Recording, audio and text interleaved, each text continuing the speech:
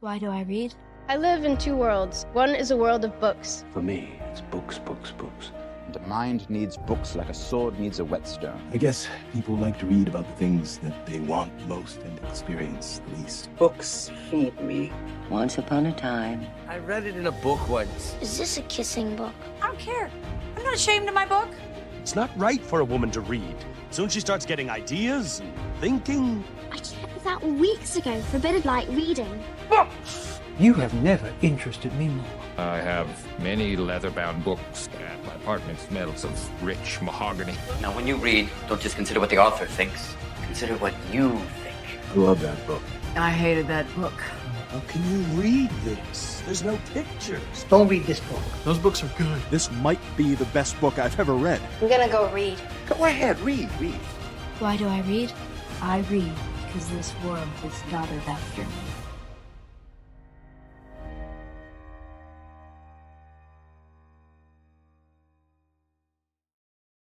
Hey, Bookmates. Hey, Bookmates. Welcome to this bonus episode. We are introducing a new type of episode in which we have a bookmate on with us to discuss a book just for funsies. That's separate from our book club Besties. book. Bookmate Besties. Talk books. For our first guest, will be none other than my little sister, Deynece.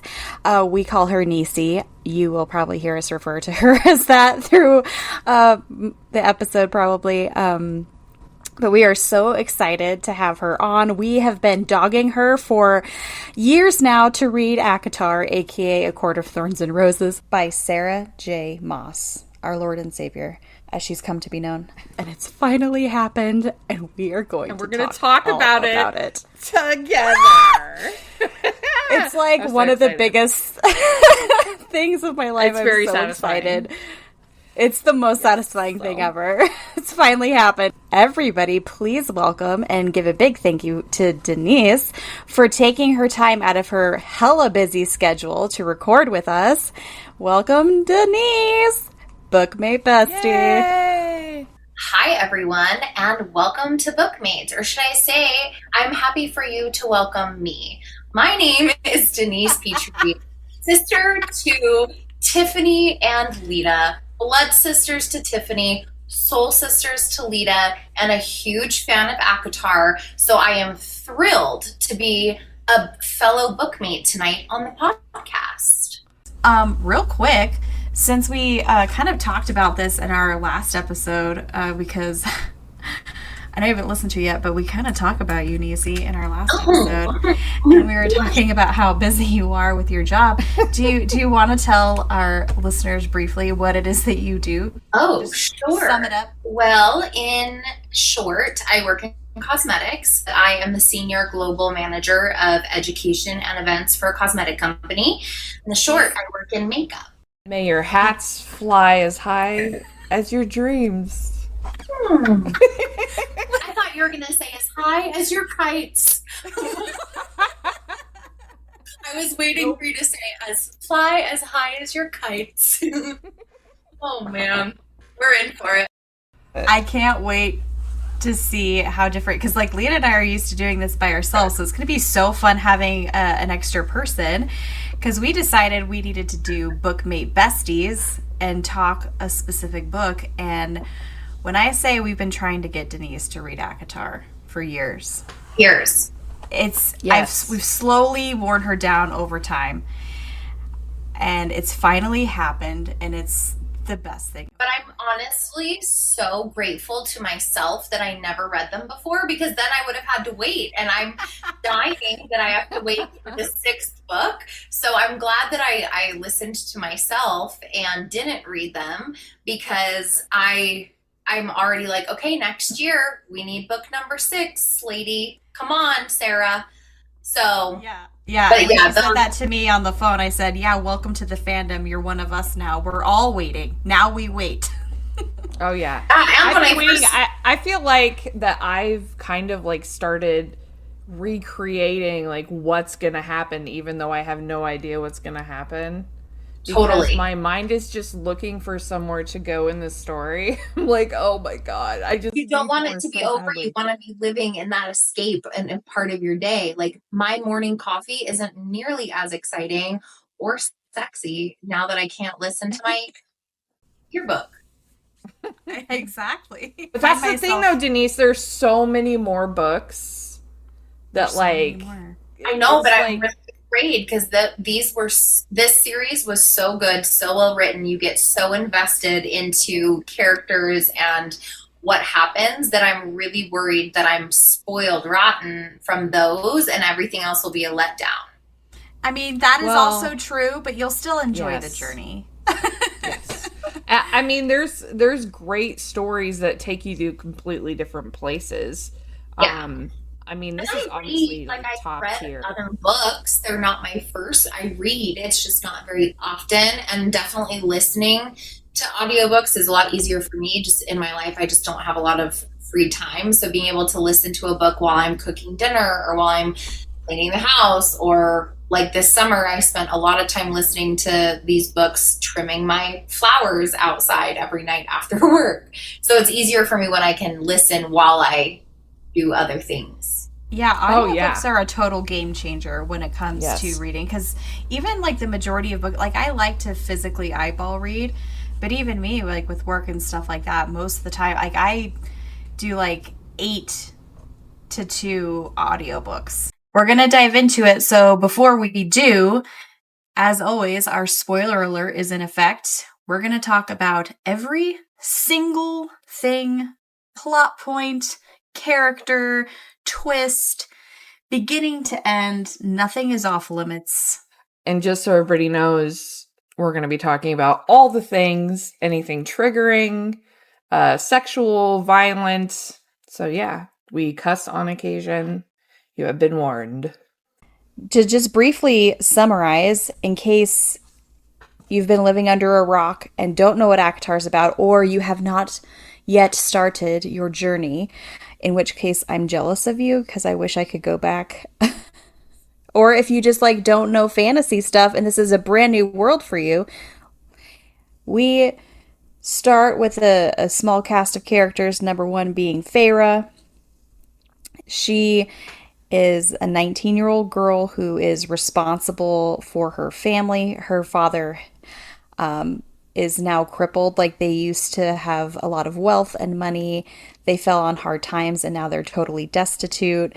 And with her father being crippled, he's unable to care for them in any way. So even though Feyre has 2 older sisters, Nesta and Elaine, they're basically useless. So she takes on the responsibility for everything, goes hunting. And in the very beginning of the book, Feyre unknowingly kills a fae who was disguised as a wolf. So there are consequences to that, and she is taken beyond the wall. There's the human lands, there's the fairy lands, and there's a wall that separates them. And because of this, it broke the treaty that the humans and the fae had, so she is forced to go beyond the wall and exist with the fae, kind of a la Beauty and the Beast. And as far as the humans know or are under the impression of, the fae are just these evil, scary beings who want nothing but to torture, murder, maim humans. So they always live in fear of them. Feyre thinks that she's in for a lot of suffering when she crosses the wall, but we learn that things are very different in the land of Prythian than everyone thought. And the fae are generally immortal, or they live for hundreds and hundreds of years. They're very strong usually. And in ACOTAR, actually, a lot of them have powers that are linked to where they live or which court they live in. And there's, how many courts are there? There are 7 courts, and they're all divided by seasons and solar. Spring, autumn, summer, winter, dawn, day, night courts. And each court, each section of that world has a high lord that reigns that particular court. And this is just in the area that this takes place in, which is called Prithian. But there's also more land out there where other Fae live. Like, it's a whole thing. We'll be learning about the series some of that. goes on. Deynece, when you first read it, I'm really curious if it sucked you in right away. Did it take a second? If I hadn't pitched it so hard, would you have liked it the same, or did you make more of an effort to like it because you knew how much I liked it? And did it live up, the first one, did it live up to my hype, to our hype? Okay, so that was like 6 questions. So it amounts to the same thing. Bottom line. So I will say I was excited to read it because I had heard so much from you guys, mom, people, and the interwebs. Like the online people are talking about this all the time. And when I first started, I'll say the first half of the book is definitely slower than the second half of the book. Like, yeah, absolutely. But you're getting your character development, you're going along in the journey. Like, those are the necessary steps in creating, character development. But it was a little bit slower. But I was like, okay, it's got to be good because there's 5 books and everybody's obsessed with it. So it definitely was like a little bit slower, but I was interested in the storyline. In certain parts, I'd be like, oh, this feels very like Beauty and the Beast to me. Or, oh, this feels like Hunger Games with her out hunting and having to bring home the food and having the little sister. And, so I had things where I was like, this feels Hunger Gamesy to me. And then I was like, I wonder how it's going to go. And then I was like, this feels kind of Beauty and the Beast to me when she goes to his house. And then I love that you said that, because immediately, even when I read the book, I was like, oh my gosh, I bet Deynece would love this because of the Beauty and the Beast. Like, because it feels kind of like enchanted. Yeah. And that's always been your favorite, the Beauty and the Beast. It's always been my favorite. Well, I mean, you guys grew up together, so it's okay for it to be both of your favorites. It was the first movie we ever saw in the movie theater, too. Fun fact. We saw it in the theaters when we were like... Yeah. It was the first movie I ever saw in the theaters, and my Aunt Gwen, my mom's twin that had passed away, she's the one that took us. And so it was the first movie we ever saw in the theater, and I remember the experience, and I might have even been 3 because I don't think we had moved to Parowan yet. I think we still lived in Tucson.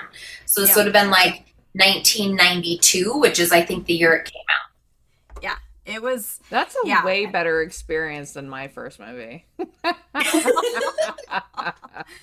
was your first? I loved it. Oh, no. My parents took me to the drive-in to see Waterworld and Species. I think you need a sip of your wine. Let's all just have a moment of silence for your movie experience. I fell asleep before Species really got going, but I do remember like waking up and screaming because there was like an alien jumping over a fence. It was like I woke up in a haze. The reason that I finally, because I was also like, I just don't have a lot of time. I don't have a lot of time. I have a busy work life. I have a busy personal life, so I don't have a lot of time. And my sister was like, you're on a flight to Australia for 16 hours. You have nothing but time. Mm-hmm. Please listen to these books. And I was like, okay, I'm going to do it. I'm going to do it. And so I think that it was nice that I had that time because on my trip there, I was able to listen to almost the entire first book. And so I think it was but if I wasn't gone and didn't have like that, like flight time, and then when I was just alone in my hotel getting ready every morning, while I was in the bath at night, I was listening because I just kind of then got like hooked and I was like, I want to know. Yeah. Like I never put the TV on. And I was in Australia by myself for a week, but I didn't even turn on the TV. I was just like, I guess I'll just listen to my book. And I'm grateful that I had that time because I think it got me through the first book like faster. And then I was just like hooked. Like, oh gosh, girl, you're... Well, I would say that like this book got me back into my love of reading. This series like really like jump-started like a new love of reading. I've always loved to read and I've always tried to read, but I just could not put these books down. and I blew through them. But more importantly, this book also opened up my eyes to audiobooks. Yeah. Like, I was always anti-audiobook. I was always like, no, I'm going to read it with my eyes. But the graphic audios, the regular version of the audiobook, it's so fun to listen to. And it's just the people that are doing the narration, it's good. It's engaging. It just completely hooks you like a television show that you binge almost. Seriously, the graphic audio, the fact that like every character has their own voice was so like enticing to me. The fact that there's like music and different things, like you truly, the audiobook says a movie for your mind, and That always makes me laugh because it always makes me think of that TDL Productions thing that we did. Oh my god! TDL Productions. Move you. A movie in your mind. For me, I also had the Beauty and the Beast vibes, and I think that that's what even when the lead up was a little bit on the slower side, I didn't. And maybe it's just because I've read so many books. Like, it wasn't slow for me even in the first half. It was just the gradual. And it wasn't slow. Like I would shut it off. It was just like compared to how the other books are. The first half of the first book is nowhere near that. Right, but I feel like, especially because I'd also never been a big fantasy reader, and the few fantasy books that I had tried, I just slogged through it. I'm like, oh, I can't do this. So, like, when I first heard about ACOTAR and, like, that it was fantasy, I was like, I've never been able to get into it. But then I had a friend, a bookish friend, post about it every 5 minutes, and I'm like, okay, I feel like I need to just know what this is about. I'm just gonna bite the bullet and read it. And then I was hooked immediately, and then I was like, oh well, this is fun, this is actually good. She's world building without it being too complicated. She's moving the story along, even with like the first opening sequence with the wolf and stuff like that, so you're already kind of like engaged. And then for me, the Beauty and the Beast parallels like already had me, because I'm like, it doesn't even matter, I'm sold. The Beauty and the Beast parallel, like, where's the library? I'm actually glad that we're talking about Beauty and the Beast, because I do have a thought on that when you're done. Okay. No, go for it. Okay. I was kind of searching for some things that I wanted to talk about when we were going over things, even though just talking about ACOTAR is a long conversation naturally. But I was doing some actual research on ACOTAR and on just different trivia and facts surrounding ACOTAR, and I found a lot of information saying that it was based not just on Beauty and the Beast, but a couple of other folk tales that are similar to Beauty and the Beast that might have actually been linked to Beauty and the Beast somewhere in the line of stories, because people used to just go out and collect these stories from like villages and stuff, and that's where all these like old fairy tales came from. But I found some really interesting tidbits, and I'm gonna talk about those real quick. One of the things that inspired Sarah J. Maas to write ACOTAR is an Irish legend of a man whose name is Tamlin, and those are two separate words. Tam, like first name, last name. Tam. Yes. Lynn. Like, or two first names. Okay. I mean, people do that sometimes, I guess. Yeah. But Tamlin is about a woman taking charge of her body and her fate. In its most basic form, Tamlin tells the story of a girl named Janet, whose lover is a fairy knight named Tamlin. Ooh. And there's like a whole bunch of retellings of this folk tale. So that's really cool. I thought that was interesting if anybody wants to like look into that. Because obviously she named one of the characters after this. So I kind of want to go and read it now. And it's also based on the Norwegian folk tale East of the Sun and West of the Moon. And the synopsis for that is: a poor tenant with many children is visited by a white bear who offers to give him great riches in exchange for his youngest daughter. The girl initially refuses, but eventually agrees. The bear gives her a silver bell to ring for help, and she goes on a quest to free a young man from a spell that turns him into a bear during the day. Oh. The tale is similar to the Greek myth of Cupid and Psyche, and some say it inspired retellings that over time were developed into the modern tale of Beauty and the Beast. Wow. The names of those folk tales, again, if anybody wants to know, are Tam, Lin, and East of the Sun and West of the Moon. Just to like recap, if you guys want to look those up. I want to look into those. Right? So like what earlier we were saying, like, oh, it can go a little bit Twilight, a little bit Hunger Games, and then once you get like into the second half, I was like, ooh, we're kind of like getting Game of Thronesy, because now we're introducing kind of like all these different courts, and then all the kind of different ins and outs of like their worlds in the Fae realms, and then like the last 100 pages, it's like boom, whoa, everything. Oh, I know, right? And I was like, whoa, I was so not expecting that. And then it's like Hunger Games again, of having to like survive for your life. Exactly. How much pieces of shit her family is, like every single one of them, in a different way. They're all awful. She's the youngest. So bad. You feel so bad for her, and you're like, why are you working so hard and nobody else is appreciative? Nobody's doing anything.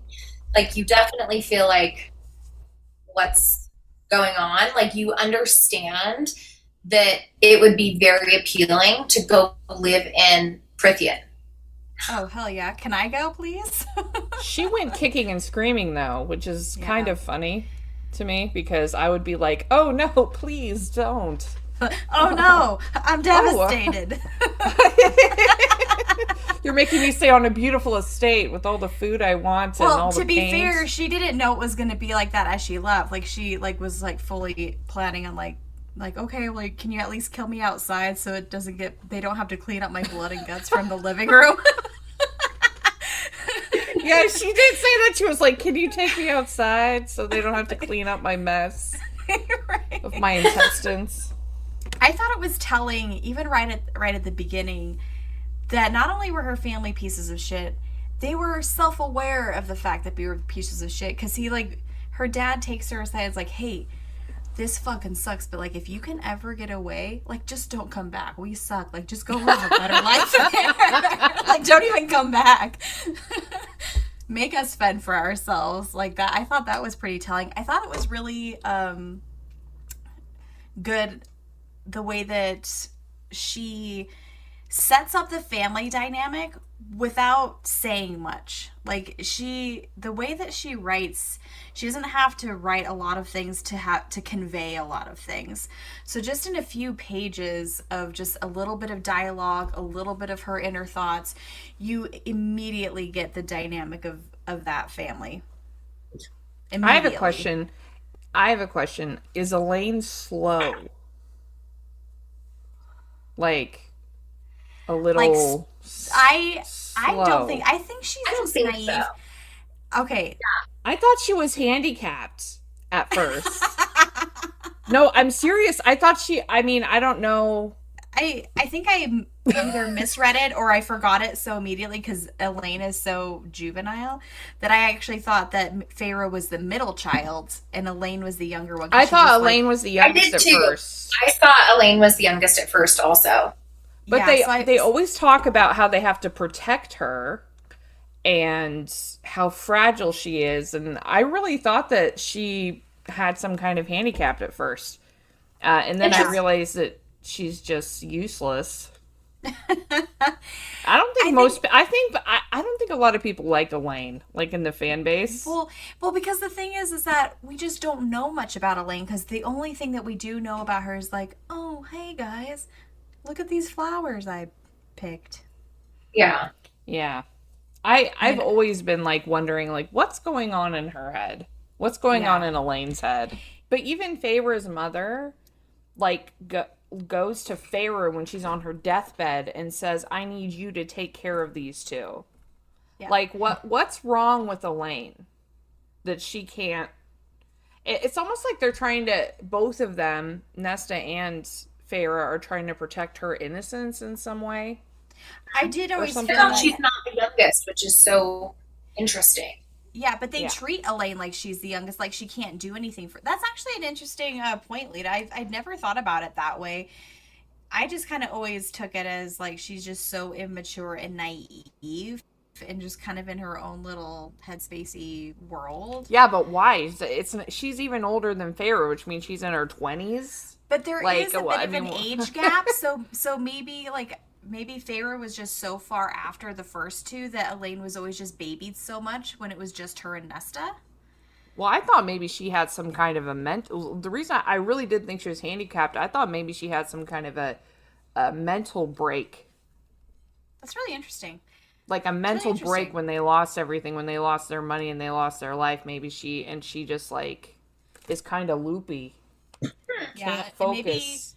Maybe she also like took her mother's death harder in a different way that kind of made her close up.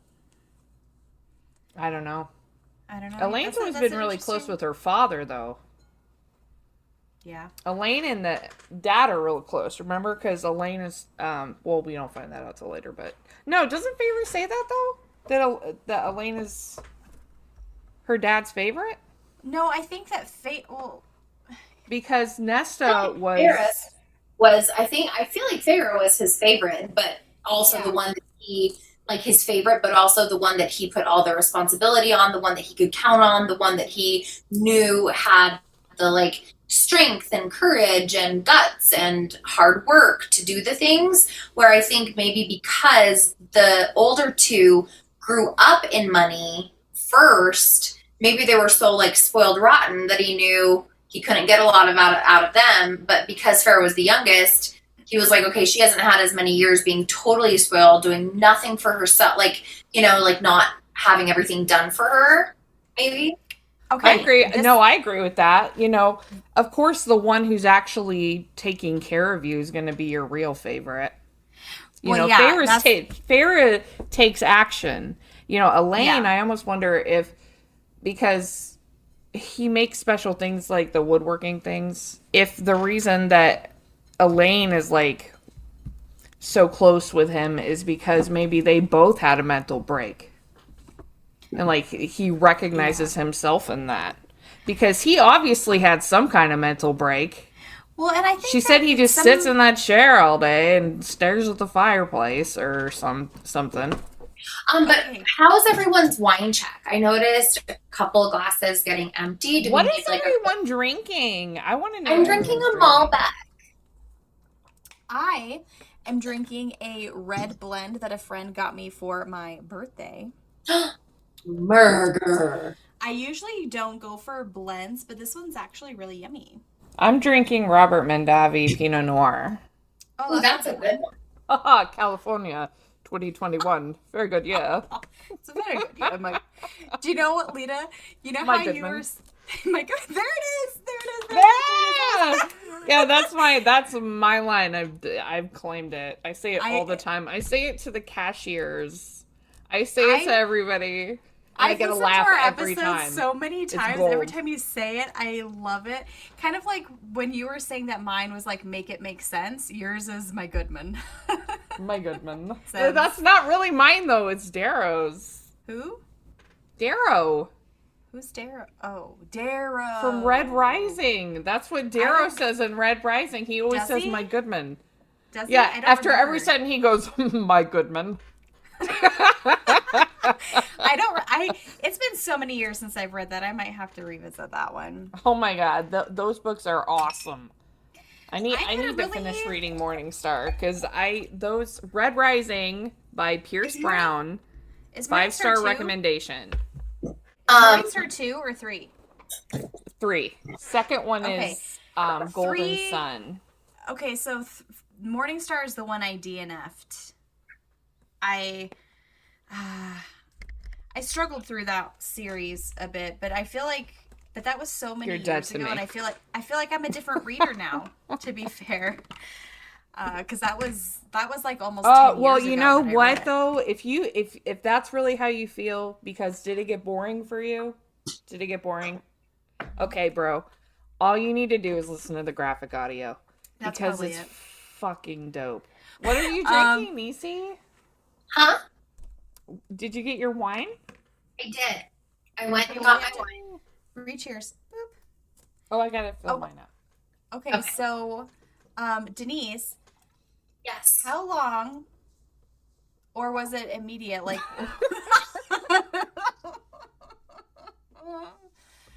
sounds like that could be a dirty question. No. I'm curious. Like, okay, we obviously all feel a different sort of way knowing what we know, but initially, I got Lita really good. Ooh, I'm fine. Well, also, it's so funny because I would be like texting my sister and mom, like as I was reading the books, and I was like, oh my God, or I was texting you guys, like, these books are so sexy. And then I'd be like, I'm just really grateful I've got a person that I can lay in the bed with tonight because. Oh, right? Yeah, that's nice. Because, holy damn, like, these books are sexy. You know, you don't really have a lot of sexiness. I mean, you do. I guess we can get to that. But what was your question? How long? What? How long did it take you to like Tamlin?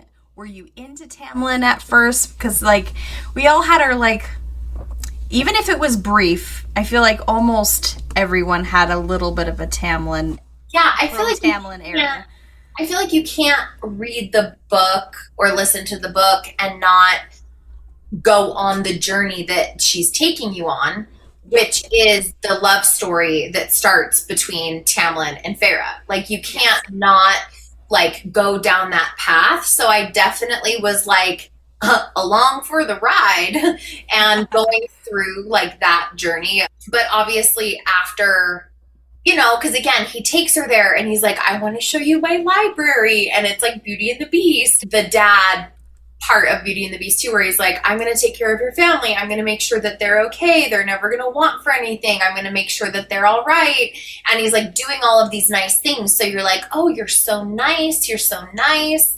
And so I definitely like took the journey that I think Sarah intended you to go on as a reader. Obviously, in the first little bit, he's kind of like cold and aloof and like, I'm grumpy and you're sunshine. Like, what was like, was there a certain moment where you're like, okay, now it's starting to get romantic? Like, I see you, Tamlin.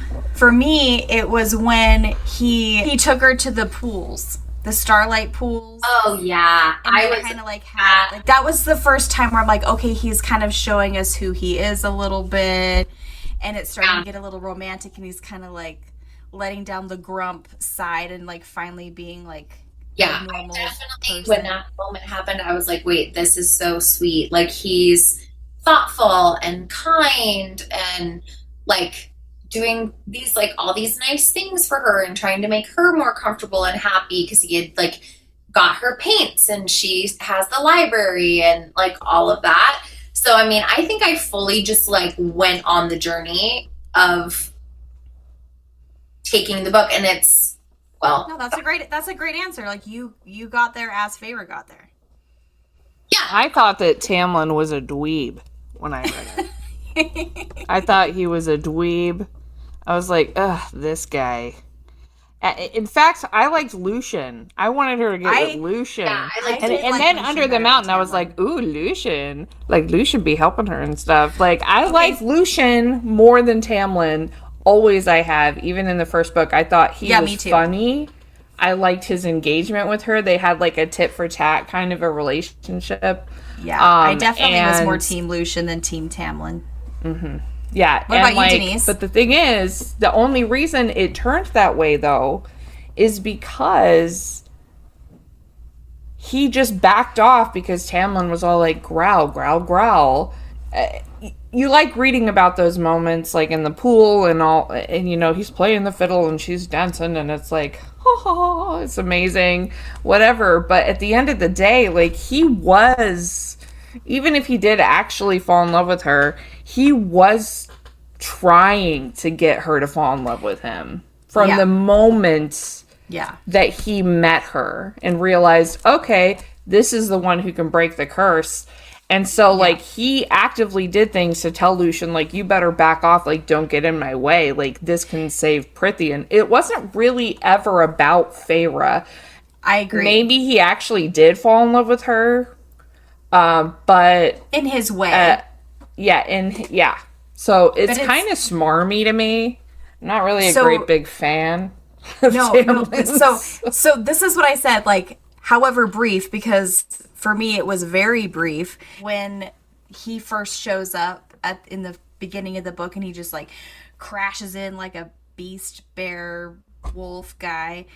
When you kind of think about it later, I was like, that is such an on-purpose thing to do. Like, he didn't have to show up that way. Like, think about that. Like, he literally could have knocked on the door in his, like, pretty fairy self and been like, hello, I'm sorry, you've broken a rule. I'm afraid let's squash you to Prythian to live with me forever.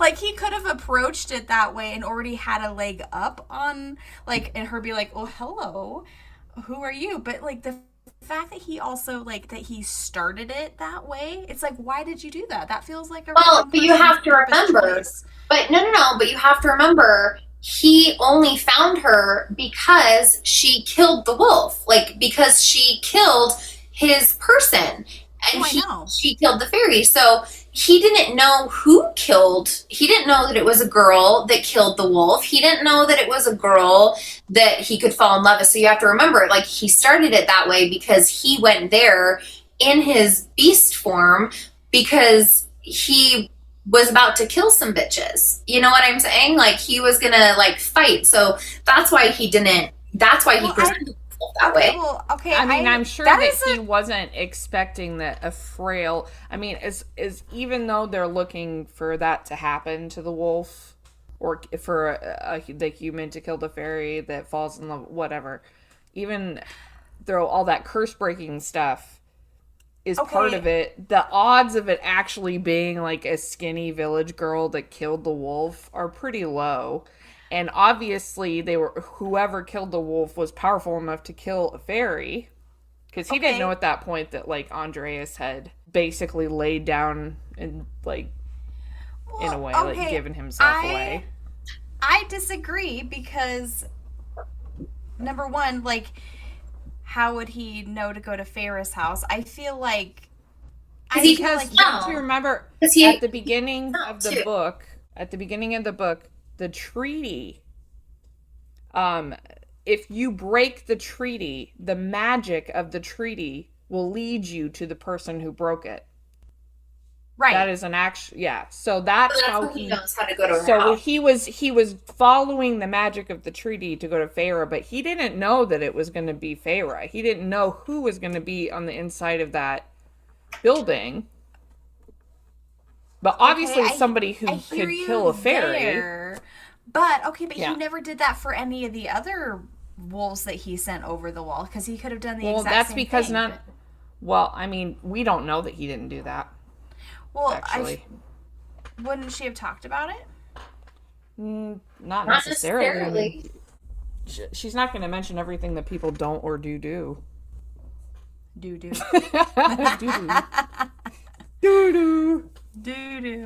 I found a really interesting theory online when I was doing my research. That when I was doing it, there was all this stuff on Reddit about this theory that Feyre is actually a terrible artist. Mm-hmm. That people just, like, say, like, oh, wow, like, that's great. Oh, yeah, I've heard that joke like, before. Her painting actually sucks. That would be hilarious. I think she's good. In my mind, I think she's good. Right, me too, but, like, that's a funny thought, though. It is like, if you think about the scenes where people are talking about I totally, that joke like, is try to really imagine funny. them being like, ooh. But especially when, look at my Drew, I just love painting. I painted all over the cabin. Yeah. Right? It's like stick figures. It's like kid art from school. Oh, honey, that's beautiful. Yeah. Like, just the idea of, like, maybe that being true, but, like, nobody wants to hurt her feelings. Like That's an American Idol kind of thing. While we're talking about theories, I have a couple. Ooh. but there's no clear answer from Sarah, or at least not yet. My question was when I read the book, I'm like, why is Amarantha so hardcore about Tampon?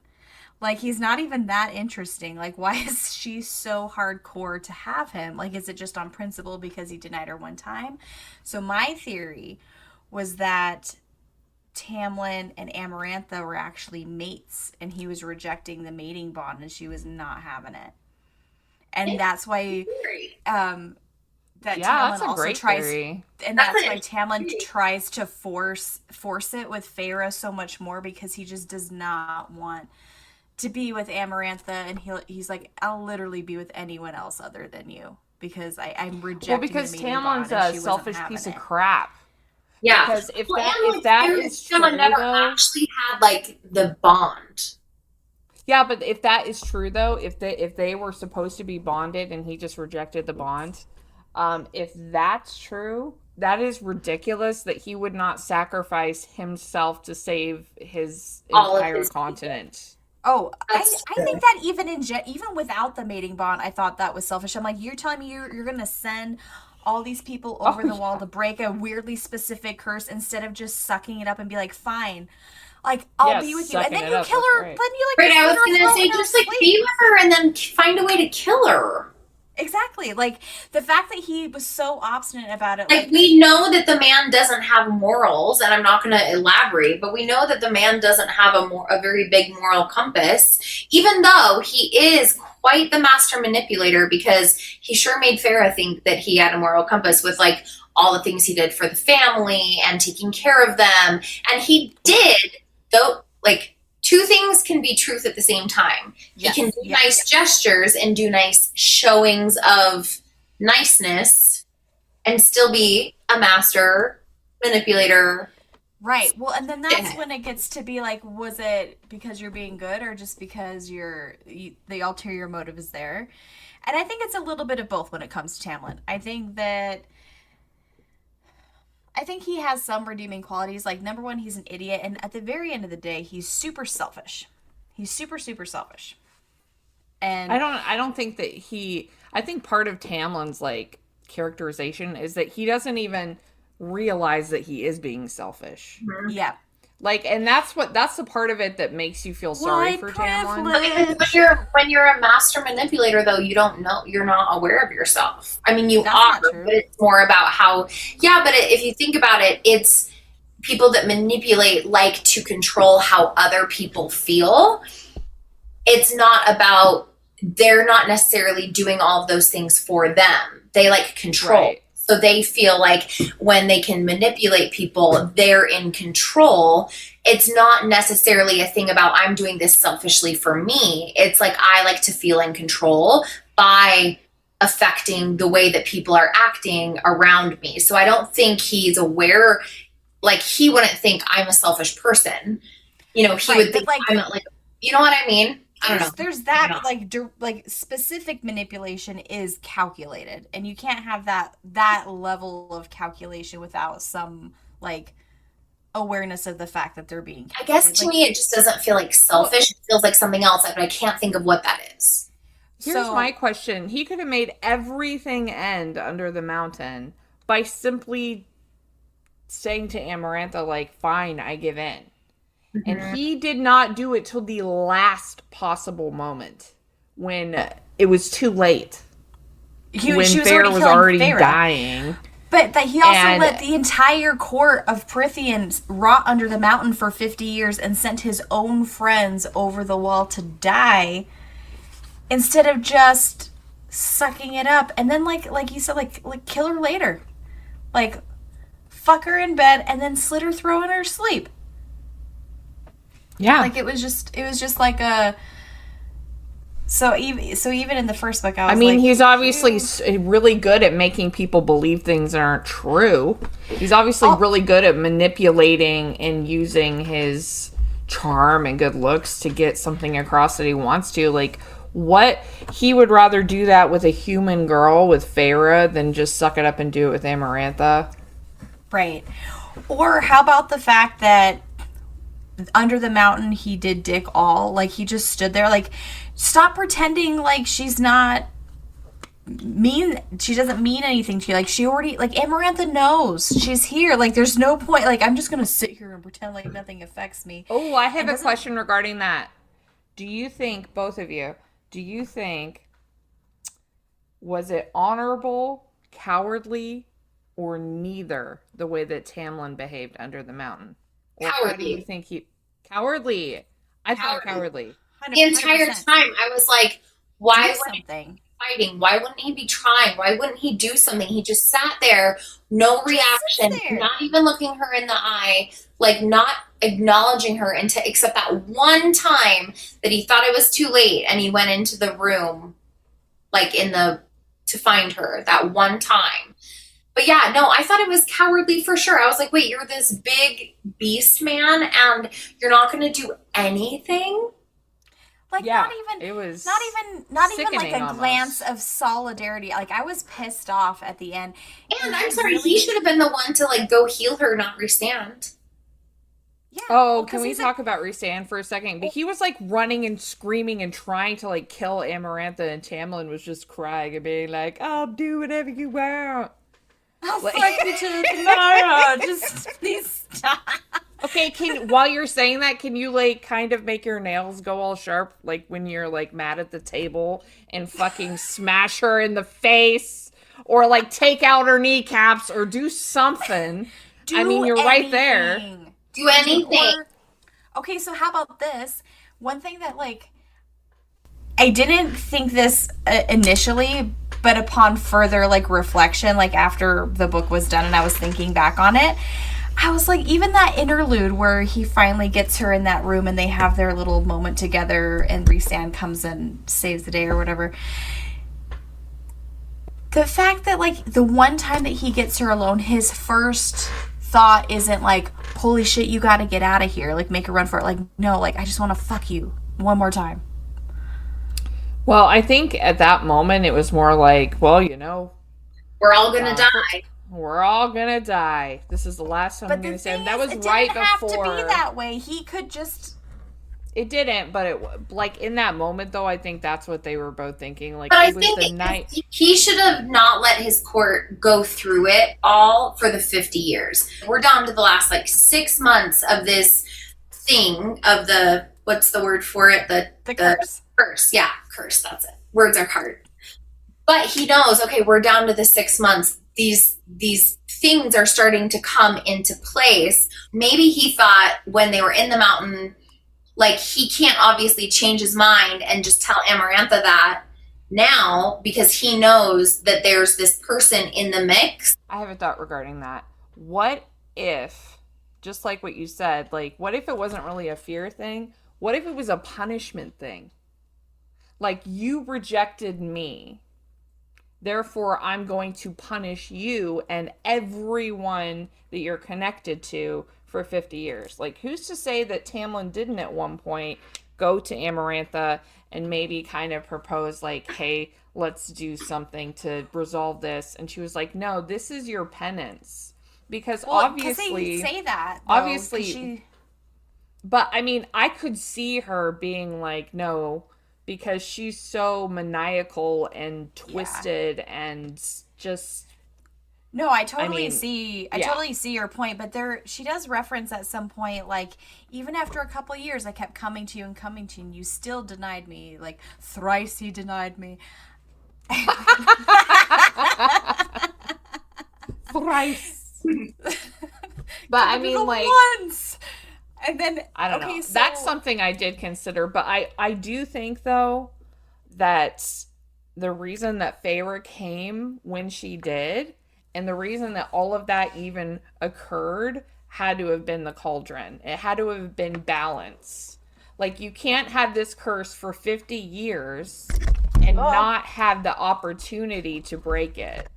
Because, you know, everything comes with a cost. Mm-hmm. You can't just, like, the magic balances itself out. The curse was created, or whatever, and who knows how it was created, but... You know, the cauldron is always like, no, you can't have a plus without a minus. So there had never been an opportunity for this to happen in all these 50 years, and all of a sudden there's just enough time for it to happen, and this happens with Feyre. I mean, it had to be Cauldron. That's a good segue into a question I have for all three of us, which is, how did you feel when you first met Rhysand in this book, and how did you feel about him throughout the book? For me, right when I met Rhys, immediately I was like, Damon from Vampire Diaries. he's mean, he's like sinister and like and too pale and tragic. And he but he's like snarky, and I'm like, okay, he's giving me like Damon Salvatore vibes. Like, he's coming off as like this mean bad guy, but he probably has this like inner heart of gold. And then he does a really great job of like, and I even remember thinking like, okay, am I just like projecting Damon onto him and he's actually just like super mean and just as bad as Amarantha? I don't know. And then it's like when he starts helping her under the mountain, I'm like, okay, he's got a little, he's gonna be a player, and he's not the bad guy that everybody is making him to be. But I'm also like, I don't trust you. Say it again. I don't trust you. Yeah, I think for me it was like, that Tamlin hates him, but then you always wonder, why does this person hate this person so much? Well, you just said he's an evil guy, but he would never elaborate really on like all the reasons why, and I think, at certain points then you're also kind of like a little red flaggy on Tamlin, and you're like, I wonder what the real story is of why does he hate this person so much. And that's a great point. You find out a lot of other things later, but I think I was like, well, he obviously hates him, but he's not elaborating on anything. So I feel like something's being hidden. Like, I feel like you're hiding something a little bit. I love that. That's a really good observation. Is what I think. Yes, he's very mysterious. And I never read a fantasy. What was your first Mine? Rhysand impression? Yeah. Now that we've gone, you go. I never really have been into fantasy before I read ACOTAR. In fact, I really avoided it. The couple books that I had read, I did not enjoy, which were the first few Game of Thrones books. I know, please don't come for me. Oh, yeah. I just thought and Seraphina, which is a book about dragons, and I just found them very over descriptive, and I found my mind wandering a lot, and I was like, wow, this must just be like a fantasy thing. And I've always kind of avoided that genre, and I just randomly started to read this because Tiffany had told me it was like kind of Beauty and the Beast. And anyway, to preface all of that, the reason I even said any of that is because I had never really read a book like this. So I hadn't read any book about Fae, and I know that romantasy and fantasy right now is really huge, and there's a million of them, but I hadn't read a single one, and I had not been used to books like this, and I really, when I pictured Rhysand, I pictured him as like an evil guy. Like, evil, wicked vampire kind of guy. And the way that I pictured him the entire book was Antonio Banderas from Interview with the Vampire. I remember you told me that. I thought he was a weird, smarmy, long-haired, like, weird vampire look. You know what I mean? Yeah. Like old French with the ruffles. Like, I just... That's how I pictured him the entire book. And I thought he was a villain. Yeah, it was kind of awesome when he was trying to save her at the end. But most of the time I was like, this guy. Like, I just had this idea that it was just... Tamlin was supposed to be the good guy, and Rhysand was the bad guy, and that was how it's supposed to be, because a lot of times in the books that I read, it's very clear cut like that. Yeah. And I'd never read a book like this, so that's what I was thinking the whole time was, fuck this guy. I mean, I did have those moments too, like, especially, she did a really like, good even job. when he was helping her, I thought he was a sadistic asshole. I thought, like, I had mixed feelings too, but again, I thought, like, there's more to the story with him and Tamlin, but then I was kind of like, I don't trust, like, Tiffany, I don't trust you. And, like, why are you helping? But then it's like, okay, he's helping because if she can solve the riddle, she gets everybody out of the mountain. So then it kind of was like, well, he cares about himself more than he cares about being the bad guy, you know? Oh, yeah. See, I was just like, wow, fuck this guy. Like, Well, the and whole time. Because, well- like, even, like, what was that one thing he did where I was like, oh, this guy's an asshole? It was right after the He healed her, like, partial of the way, and he didn't heal her all the way. I think during that interaction when they... Did I make that up? Lucian did it, not Oh, Reese. yeah. Oh, yeah, because he wasn't strong enough. But, okay, what I was No, thinking because he didn't of want it to be obvious. Oh, yeah. That's right. That's right. I forgot about that. Because I was like, there was something about her not being healed enough, and I couldn't remember, so thank you. I'm like, it's been a long day. I'm getting Advil, because I'm like, I put my blue lights on, because I'm like, it's a lot of computer. But, Rhysand, like, when he was in the dungeon with her, and it was right after the Midgard worm, and he was gonna heal her, and her arm was, like, broken, and he, like, leaned in, and he grabbed her arm, and, like, grabbed her, and it was her arm was broken, and that's when I was like, okay, this guy's a villain. Like, why the fuck would anybody do that? Like, fuck you. Yeah. Like, why would anybody do that unless you're really a bad person? And still now I'm like, man, that was really harsh. Like, hardcore. It was hardcore. Yeah. But he was also desperate, and Feyre would not have changed her mind because she's also stubborn, and she was gonna not let him. Yeah, but that deal wasn't actually necessary. She was dying. Okay, like, no, I'm talking about he could have just healed her, though. No, I know. Yeah. I know. He didn't have to, and I know that he was, Well, I think, do you know stuff what I in the think? stuff. I think Stuff that in the the reason he future. did that, because I think that the reason that he forced her into a bargain was so that he could mind speak to her the way that he helps her in the trials.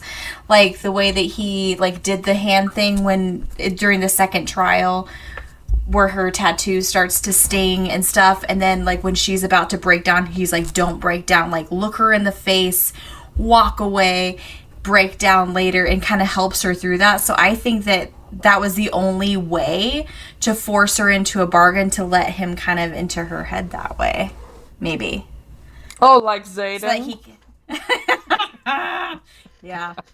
I don't know. Sorry, that's a Fourth Wing, which is a great thing for you to read next. You should read Fourth Wing, and the graphic audio is great. That is my hangover book. I've already been told it's already on the roster. I just feel like I still need time. Like, Oh, I know. Yeah. I just needed a little time. But I do have to say that I am quite proud of myself, because I finished 5 of those books in under 6 weeks. Like, I know. I'm so proud of you. I've never been more proud. Or under happy. 6 weeks. That is a lot of time and hours. That is like 100 and forever hours. Like, really, like 140 hours. That's a huge undertaking. And I'm but, like, it's just so addictive. You can't stop. Once you're like, I have to know what happens next. Well, and Ari, Julius's daughter, reads a little bit, like, not a lot, but I was like, if you like books, because I tell her about shows I like watch if she wants to watch. So I told her when I first started reading book 1, like, I think I told her at book 2, hey, you should read these books, like, they're really good, because I know that she, like, commutes to work every day and, like, all this. So I was like, you should, like, listen to these books, they're really good. And then I was like, they're a little sexy. And then as I was reading the 3rd, 4th, fifth book, Yeah. Silver Flames, I was like, it's next level. I said, so Ari, I said, if It's so unexpected. I'm like, Ari, if you read these books, I said, they're a lot sexy. Like, so I'm just telling you that you can decide, but you know, she's turning 21 next month, so she's 20. So, you know, but it's like, she's fine. She's 20, but it's also like, whoa, I wasn't expecting. Well, you know what? Level it's of not your fault sexiness. because these are classified as young adult fiction. Adult. So Perfect. Like, I figure if you're old enough and if you are actively, you know, exploring your own body, then you can listen to the things about body exploration. All right, are we I have a gonna question. talk about I have a puberty question. now? No. Okay, Deynece, I have a question for you. Yeah. Did you figure out the riddle before Feyre did? Yes. Good girl. Yes. I did figure out the riddle before Feyre did. But I didn't. The riddle I just thought it was we were like supposed to know. What's the riddle? the riddle. The Amaranthus. gets her. Gives her. You know what? I don't remember it. What It was was the love. riddle? It was love. Oh, Amarantha's riddle. I thought you meant Yeah. the riddle when they were like, when she was trying to read and she was like, I can't read. And the thing was coming down. No, Amarantha's riddle for Feyre. Oh, I thought it you was- meant because that was also a riddle too, wasn't it? It was, yeah, the second It was challenge. a riddle. Okay. Yeah, So I'm sorry, not I should have been crazy. more clear. Yeah. But How dare you. Immediately, right when I read it, I was like, oh, it's love. Yeah. Oh yeah, immediately. Like, Immediately. like whoa. Yeah. But to Could be it fair, be Feyre more can't obvious? read and stuff. Like, yeah. And I there was a few times I did remind myself, like, she is a 19-year-old child who has no context for anything in life other than, like, hunting and providing for her family and not knowing how to read, not going to school, living in Also not extremely truly being sheltered shown life. love. She also was never shown love. Yeah, Like, exactly. true, you know what I mean? Like, she wasn't ever shown love. So, like, I There's understand lots of trauma there. You know, how it took. And just, I have a question. Yeah. I pick you. Go. I pick you. Okay, who is your favorite character and why in the whole book? The first book? Yeah, mine. My favorite. I mean, that's not Feyre. Okay. Oh, that's not Feyre? Feyre does not count because you're in her head and you have no choice but to like her. Who? Who is? Mine was Lucian. Mine was Lucian Lucian. was the that was the other person that I connected with the most. I really loved Lucian, but I also really liked, and I feel bad now because I'm forgetting her name, but the lady at the spring court that would always talk to and be Alice. Yes. I was going to say I Alicia, loved Alice. but I really loved Alice. And I was trying to think more of like a non-main character, you know, not a more main character. I did love Lucian though. But I enjoyed reading about Alice. Like, I liked the character that she was. I liked the relationship that her and Feyre were, you know, creating and had together, that she had like trust with her and could like speak with her. So I really did enjoy Alice as like a as a B-level character. Because I still feel like Lucian's an A-level character. Like, he's an A-level character. But I feel like Alice would be my favorite, like, B-level character. That's a good end. Alice was great. I also really love Alice. Do you want to know something? I kind of love Brandon? Nesta. Not in If the we're first talking book. Not in the first book. I liked. Wait, now I'm getting confused because it's just a big blur of stories. But like, we find out that she comes looking for Feyre in the first book, right? That did shift things for me a bit, yeah. Yes. Yes, So, that like, is. when I found out that Nesta had literally not been glamored because she's so strong-willed. Yep. And she on her own with no guides and had never even gone hunting or done Did we any find out that she went in the first book, or we find out in the second book? In the first book. Because Feyre goes back home after. Right. Yes. Yeah. When he sends her back. And then Nesta's like, "Why are you pretending like this isn't weird?"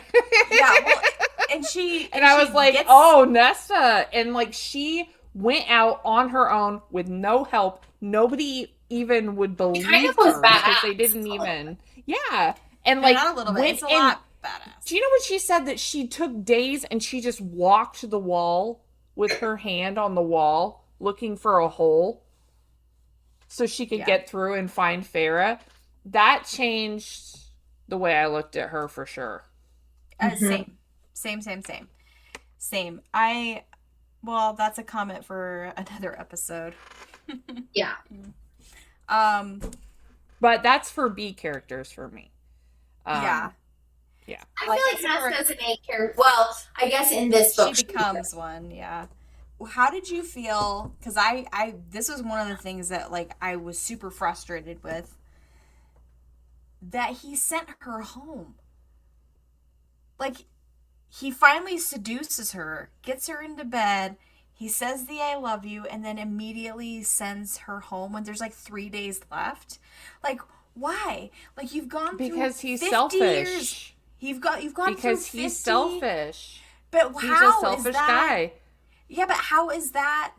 That's the opposite of that, because like he sends her home to save Feyre, but then like that's condemning him and the rest of his court. Like that did not make any sense to me. Like he was willing to sacrifice anything to save Feyre. Right. That's what that is. I guess it's really not even that selfish. Like I think that's actually when he actually did truly fall in love with her.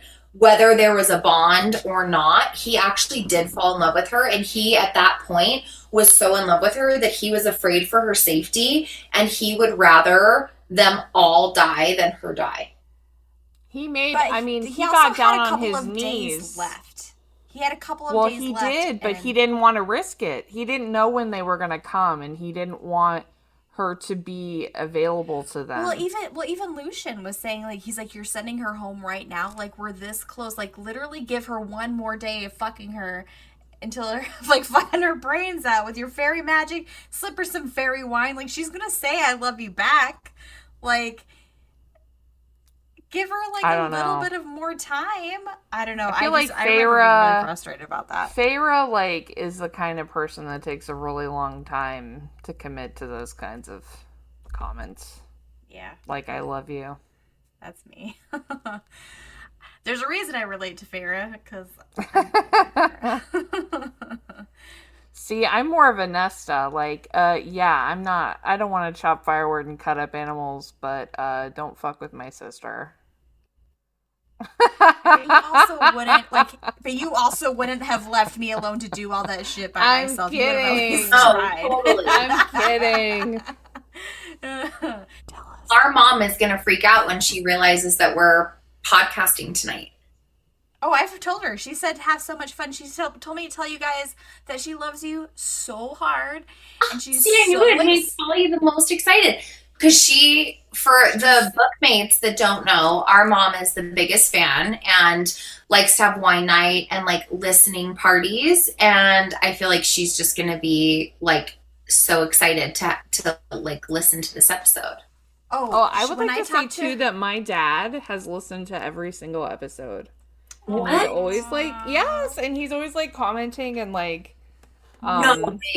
asking questions about it and stuff. Yes, and I'm pretty sure he's gonna read The Teacher. So I know that a couple that he's listened to, he didn't read the book, but wow, that's so cool. They're also like fantasy books for girls. Love it. Yeah, but Mom, sorry to derail, but I was just like, oh my gosh.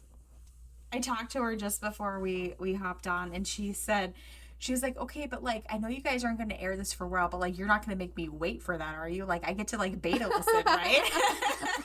She's like, yes, you're not going to make me wait. The director's cut. Exactly. I'm like, she's our tester. She's our tester group. It's just your mom. She is. She's like, I get to beta watch, right? And it actually, wait, can I give you guys like a shameless shout out? Like how? What do you mean? Like to tell the Bookmates that Utah Magazine has reached out to the amazing Tiffany and Lita to do an interview on up and coming talents and awesome people that you should recognize and follow. And I think that that is the coolest thing ever. And how amazing that you guys are getting this exposure and, that people are seeking out entrepreneurs and people that have passion. And I just think it's really, really amazing that this person that found you guys in listening to one or all your episodes heard your like love and passion for books and each other and reached out to you. So that's for you. Aww, that was the Gee. It's mildly terrifying. It's amazing. Yeah, it's cool. I honestly thought it was spam at first when I like. Yeah, I had to read it weird. A few times. The editor of the magazine emailed us and said they wanted to interview us for the hidden gems. Hidden gems, that's what it was. Hidden gems, or the inspiring stories column of the magazine of creatives or entrepreneurs. Like I thought it was a joke because I'm like, we're not that on the map yet. I just think it's awesome. Thank you, sweetie. Well, thank you, Niecy. I'm kind of I kind of don't even believe it's real. Like I'll believe it's real when I see it. I know it's really like when I have it and I can see with my eyes, I'll be like, oh, okay, this wasn't a joke. Yeah, I think it's so rad. It wasn't until she mailed us the link for the interview questions and like was going back and forth with us, and I actually like looked the magazine up, and I was like, oh shit, this is like legit. Mm-hmm. Okay, you guys, I just thought of a random question. Yes, do it. What, and I'm probably don't remember the exact name. I could have looked it up, but it just came to me. So I want to do a random question too. What at the beginning of the book and throughout the book did you think of the what are they called? The people of the collars of the little fairy, not the fairy people, but the people that the children of the blessed. Yeah. What did you think about them? Oh, cult. Yes, they sounded like kooks, man. I actually thought it was fun. But I was like, why do they think of it? Yeah, I guess why do they do that? Yeah. I think it's interesting because I thought it, in a weird way, in a fantasy book, offered a level of realism, because like even in real life you have these like religiously zealot people or culty people like trying to convert you to their way of thinking, and it's like even in this magical mystical land, and Nesta especially is like, fuck all the way off with that, like fairy shit. That's another reason I love Nesta. She was like, you're crazy, get out of my face. Get out of here. Like, I hope you fucking go over the wall and they eat you, and then you'll know that you're so wrong. But leave us out of it. No, I think that that's kind of creepy too, because they're like, I don't know, they're like, oh, they will save you and protect you. Like, even in the audiobook version, like, the way that the actors talked for them, it was kind of like they were, like, wispy. But, like, do they, and I guess this is a question for you guys, too. I can't now remember, they did explain the storyline of the Children of the Blessed to us, right? Of, like, why... I can't remember. I can't remember.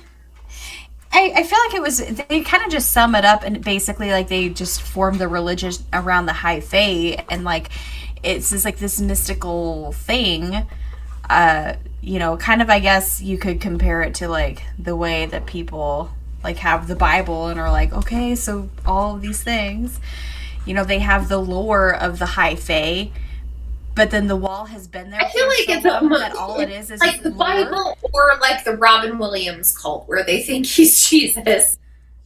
All crazy. Like it's right, but it's like they because the world sucks so much, they need to believe that something is better, that's like in control of everything. And then then it's interesting too, because it does establish that the cauldron is kind of God in this world, because the cauldron has power and it obviously has an agenda of some kind, like the God's will, the cauldron's will, if you will. But then is it the cauldron or is it the mother? Well, the cauldron is supposed to be the mother. Like that. Is it the cauldron or is it the mother? They both. It's almost because it's kind of like God and Satan. It's like good versus evil. So but I feel like cauldron is more like Satan. Well, the cauldron is not supposed to be good or bad. It's just a source of power that keeps the world balanced. I think that the cauldron made Snow White's apple poison, and that's not a good tool. You're on to something. Did you also? How do you feel about the life, the real life animation of Snow White coming out? Oh, that's a controversial question that I need a preparation for. I know, because I knew you would have a feeling about it. I'm not, my opinion is that I will not be going to see that. That's my Me either. opinion. I'll probably watch it when it comes on Disney Plus, because I just like to watch all of it. Yeah, I like to watch it, because I have to know. I'm a Disney girl. Yeah. It's kind of like that J-Lo documentary. Like, you gotta see it. You know, that J-Lo movie, you gotta watch it. Like, you know. I didn't. I started it, and then when I saw her trying to be like an actress for a music video, I was like, I can't do this. Yeah, it's cringe. Just the trailer. I had a hard time even getting through the trailer because it was so cringe. Well, and I was, but you know what? When I turned that movie on, I was like, come on, J-Lo. Like, I like that. Prove And me I like wrong. Prove me wrong. Like, I'm giving you your shot right here. I loved Enough, and I loved Selena, and I loved the Matthew McConaughey one. Wedding Planner. The Wedding Planner. I loved all those. And did you watch Hustlers? Hustlers? No. I have not seen Hustlers. It was actually pretty good. But was it good? I didn't care for it. You know, I didn't care for Made in Manhattan, though. So there was a 50-50 chance that it was... I liked it. Oh, yeah, I know that. You know what? There's a following for Made in Manhattan. It wasn't really my... I thought it was cute. But again, those are good airplane movies. Like, I like a movie that's a good airplane movie. For all the times I travel, those type of B-level movies are always a good airplane movie where you're not mad you watched it and it entertained you on the flight when you're sitting next to a fat guy snoring. Oh, The Wedding Planner? I have that entire movie memorized. No, I mean Manhattan. Sorry, we digress. But we're at the sidebar. We are the sidebar. We are the sidebar. We are the sidebar. Also, Wedding Planner does not hold up very well. Like, I know. It will always have a special place in the zeitgeist of my heart. But it does not hold up. I watched that for the mac and cheese already. I had 3 boxes. I make you a American dish. You only eat the brown ones because chocolate's already brown. We do the manly bonding. Look, do it like this, like me. I like how Matthew McConaughey says, I don't like the brown ones at the end. Yeah. I only eat the brown one. I only eat the brown ones. Because chocolate's already brown. When she's like passing out, when she falls on the ground. Chocolate's already brown.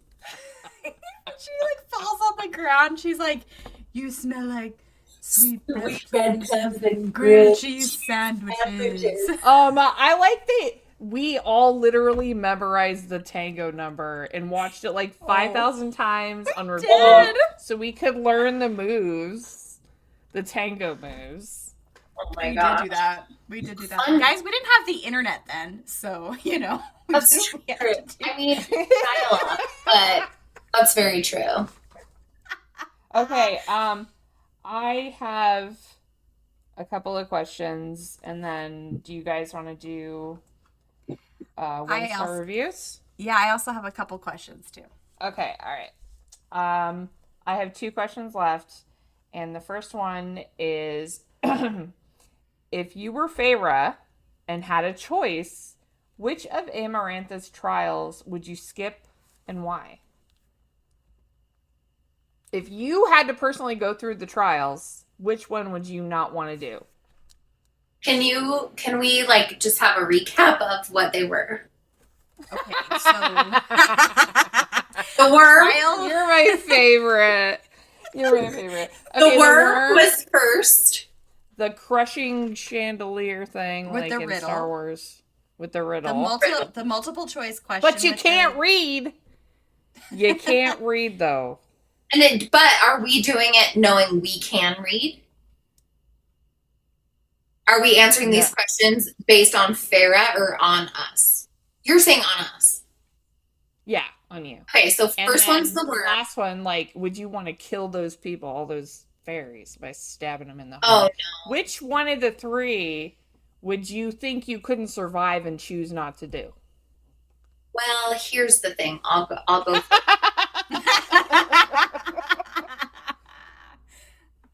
Here's the thing. My heart and my mind say that I definitely wouldn't be able to do the 3rd one and just like stab someone in the heart. However, that would be the one that I'm least likely to die. Right? Yeah. Yeah. I mean, so if I had to say which one I would like to not do, it would probably be that crazy worm, because I'm not as physically fit as Feyre, and I'm good at riddles and like solving things, and I would just have to forgive myself for the stabbing. I would get stuck in the mud, so I picked the worm. You would fall. I would be dead in like 2 seconds. So I picked the worm. Yeah, I picked the worm too. That's the my worm. reasoning. Yeah, I would pick the worm. I feel like I would definitely. I mean, what'd she have to do? She climbed up she fell in the pit, and then she like made a ladder out of bones. Out of bones. But then she like, also like did around the corner maze, like she popped him into the wall. So she was like doing parkour off the board, like parkour, dodge, parkour, dodge. Okay, can we say too that she would not? Just said she did parkour. Yeah. She would not have even survived that trial without Lucian either. No, like, he was like on your left or some shit like that, and that saved her life. Mm-hmm. Do you know what I actually? She would have died. Really liked that about the trials, because a lot of times with these like chosen one, you're the chosen one to break the curse. Wee, wee, wee, wee. Open your mouth. And they're like, even though they don't have the skill set, they're just like luckily perfect at everything, because they're written out of challenges. Like no one could realistically survive those challenges as a human. So the fact that she takes it on as a human, like has the courage to do it, and then does have a little bit of help on the way. And then that last one is all her though. That's just her having to just stab those people. But yeah. I actually liked the fact that she had some help. Like you said, like Lucian helped her like on your left, and then like with the lever she would have pulled the wrong one and crushed them and had the help, because that's more realistic and makes her more relatable as a protagonist, as the heroine, because she's not perfect. She's also flawed. She's also not perfect. She wasn't immediate. Like, she's good at the things that she's good at, like the worm especially, because like she's agile, she's hunted and had to do all these things. So she does have a skill set there, but she's not perfect. In like most situations like that, a 19-year-old child is not gonna win all of those things. So I actually very like much agreed. No, I think that, just like what we were saying before about how you're reading this book when you pick it up, especially when I picked it up not liking audiobooks, I stuck with it, even though there wasn't really a lot happening. It's because her writing is so beautiful and enveloping and really paints a picture without being too boring in her description of it. It does something chemically to your brain, I think. Yeah. It just puts you in I a can say that state. too, because I don't like read a lot, and I didn't attempt reading these books, but I think I would have enjoyed reading them. But listening to them, I was captivated. Yes. Yeah, it's captivating. And I think Like I paid $26 out of pocket for my Wi-Fi on the way home because I couldn't find my corporate card, and mine was already linked because I worked also like on my flights because I can't just listen all the time, so I had to like get work done, but I couldn't find my corporate card and I didn't have it memorized. So I was just like, well, I'll work for like 4 hours, but then I'll sleep for like 7. But then what am I going to do with my other 5 hours? I'm going to need this. So I'm just going to buy the whole flight pass for $27. You know what, though? But that's like an attachment because you get to that moment, you're like, okay, like, can I live without this or not? No. No, I the answer's no. can't. It was so cute, no. Nisi. And I didn't say it out loud, but I just like had this little like moment. And then it totally happened, and I was like, that's my girl. Because when you first started and you were talking to me about it, you were like, oh yeah, this is fun. Yeah, I'm liking it. And then you said something like, it's going to take me several months to get through 5 books. There's so many hours of these. And I was like, oh, honey, sweetie, baby. Once you pop, the fun don't stop. And but here's the thing. You never know if that's really going to be true, though. Because, and let me tell you something, Deynece, it's not just you, because I got my husband to read these. I was just going to bring up Jared. Yes. And let me tell you something. If you love ACOTAR and you are a female and you do not convince your husband to read the first book, you don't have to convince them to read the second one. You just need to say, read this one book for me. They will be so hooked. And let me tell you something. My husband is just cracking me up with his little annotations about his thoughts on these characters and stuff. It's just the funniest thing. And it's such a great thing to like have to talk to him about too. So try and get your guys to read these books. I doubt I could get Julius to read it. But here's the thing, the drama is too engaging. Like they will not be able to stop. It's like when a guy starts watching The Bachelor with you and they're like, oh, I don't like The Bachelor. And then they're like, oh, but what about her, man? That's not what she said earlier. Like, you know what I mean? Yeah. Okay, Deynece. So just like I waited for my hilarious, Lita. Just like I waited for my moment for you, like when you went to Australia, I was like, this is it. Because she has all this time in the car. When Julius in the wintertime has to get up in the middle of the night and go plow all the roads, you say, hey, would you like to not be alone in the middle of the night with the suit? I mean, he does listen to help you keep you awake. He does listen to a lot of podcasts, like on his own. Like he loves Questlove Supreme. Like he listens to Questlove all the time, and he listens to NPR, and he listens to like something on a Taco Bell menu. Well, I'll tell you that Jared, my husband, all that gets Questlove Supreme. Questlove is the lead singer of the Questlove is the lead singer of the Roots and the leader of Jimmy Fallon's band on the Tonight Show. No, I know. It was just, I don't know. I have had one. Yeah, now that I'm would thinking be about funny. Taco Bell. So. I doubt it, but maybe I could be like, listen to these. But I bet he'd be like, yeah, baby, that's all right. That can be yours. I bet is what he would say. Yeah, but I bet he would say that till he listened to about 4 chapters, and then he'd be like, oh, what happens next? Because that's exactly what happened with Jared, because you know what? My husband is a truck driver, and he spends all this time in the car, and I was telling him, I was like, hey, you should get into audiobooks. And before he even read ACOTAR, though, he had read a couple of other audiobooks Not necessarily that I had suggested, just that were available, through a subscription, because we have Audible and Everand. And then I was like, hey, will you you know what I told him, Deynece? I said, will you read this book? And he said no. And then a couple months later, he asked me what I wanted for my birthday. And I said, I want you to read this book. That's what I told him. I said, I want you to read this book. And he did. And he told me at one point that he loved it. Those words came out of his mouth. He said, I love it, actually. And I was like, yay. And, he didn't really have a lot of thoughts on this book.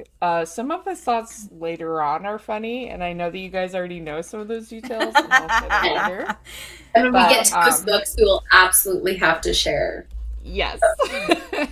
Can I just pop in real quick? Because I was starting to say this. No. Dang it. Pick me. Sorry. No. She said, pick me. No, I was of course you can go. I picked you. I just tried to make a funny. I was trying to say this at the beginning, but then we automatically sidebarred into something else because we are at the sidebar. But when I first read this book, I was alone. I was alone in it. Oh yeah, because you hadn't even got Mom into them yet. No, I was by myself, and I was like, okay, this is something. This is something. Here's the thing, though. You weren't alone, though. You were just the first of all of us to discover it. No, I know. Group. Yes. Okay, yes. I mean, that's true. But at the time, I finished ACOTAR and had no people to talk about it. And here's the thing, you guys. It's different now.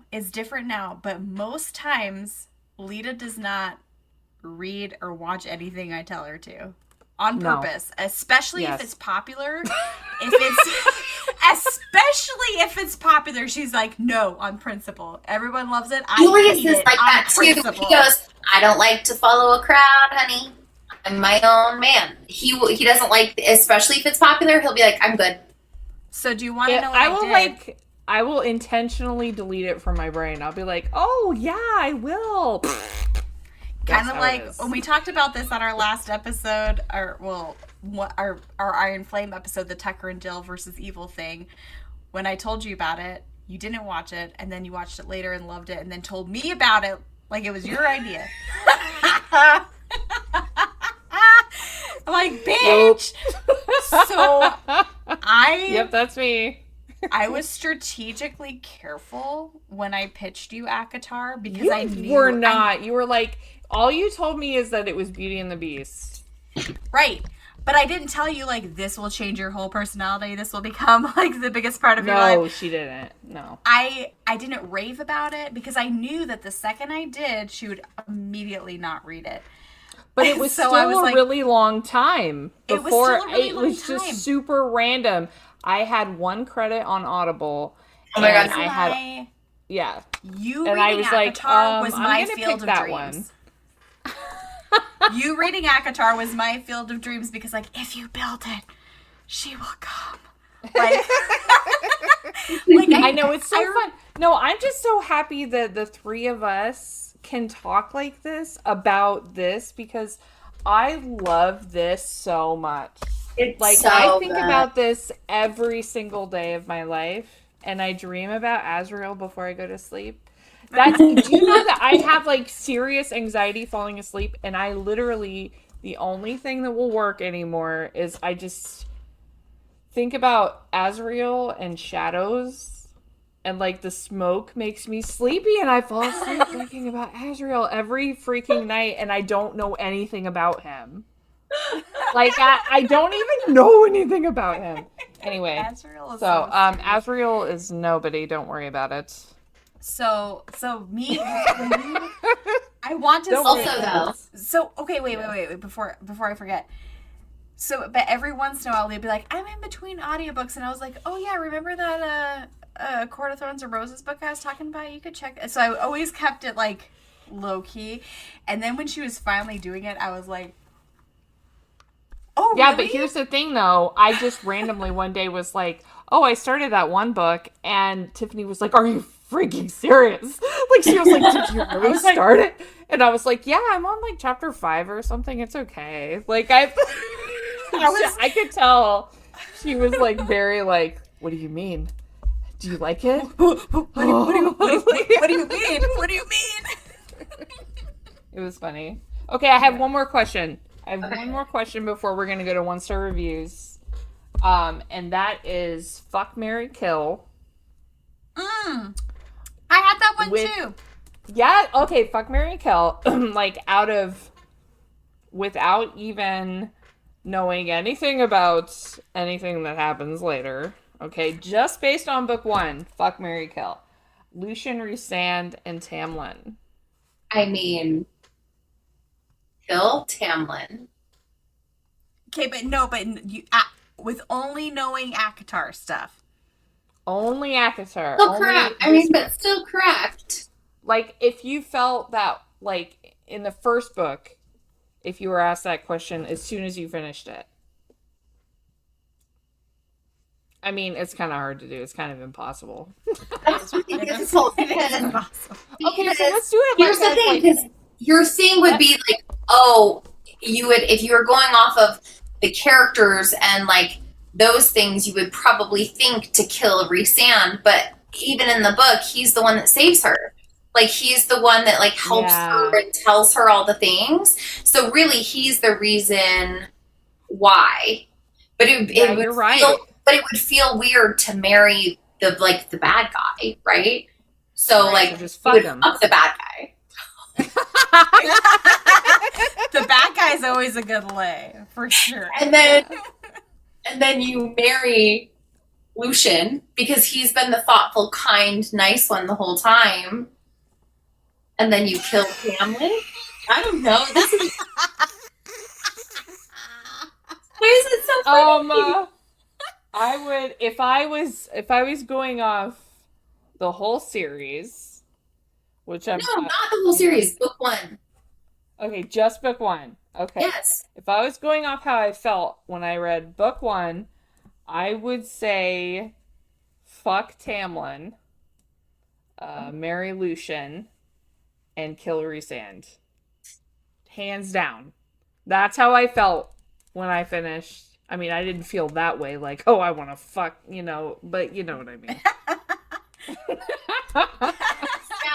I can understand it. I'm gonna stick to mine, but I understand yours. I pick Rhys for all 3. I'd fucking marry him, then Caleb. That's against the rules. You gotta pick one for each. You're cheating. Fork it up, fork. It's like disarming Germany. Fuck it up. All right, seriously, what? I think based on the first book alone, I probably that's what we're doing. I know. Oh, well, I thought I had it, and now I've lost it. Well, we just figured out. Okay, well, let me reiterate. Which would you fuck, marry, and kill? Lucien, Rhysand, and Tamlin. Because I have another fuck, marry, kill after this one. I probably would marry Lucien based on the first book because, like, he's engaging. Like, Tamlin's just, like, he's, like, has those, like, romantic, like, whatever moments. But that doesn't last. And that don't impress me much. Whereas, like, she actually has this dynamic with Lucien where they're actually forming a friendship. And that's the thing that you can build off of. Because even with Tamlin doing the romantic stuff and the sexy stuff, like, they don't actually build vulnerability with each other. It's None of that's the question, though. Which would you? I would marry Lucien. Just forget about Feyre. Fuck Tamlin and kill Rhys based on first book knowledge alone. Yep. Forgive me, Cauldron. Okay. No. Okay, fuck, marry, kill. Oh, wait, Nesta, Elaine, and Alice.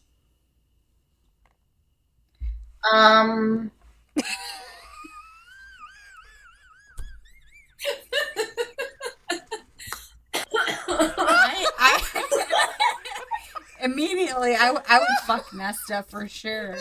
I'd kill Elaine.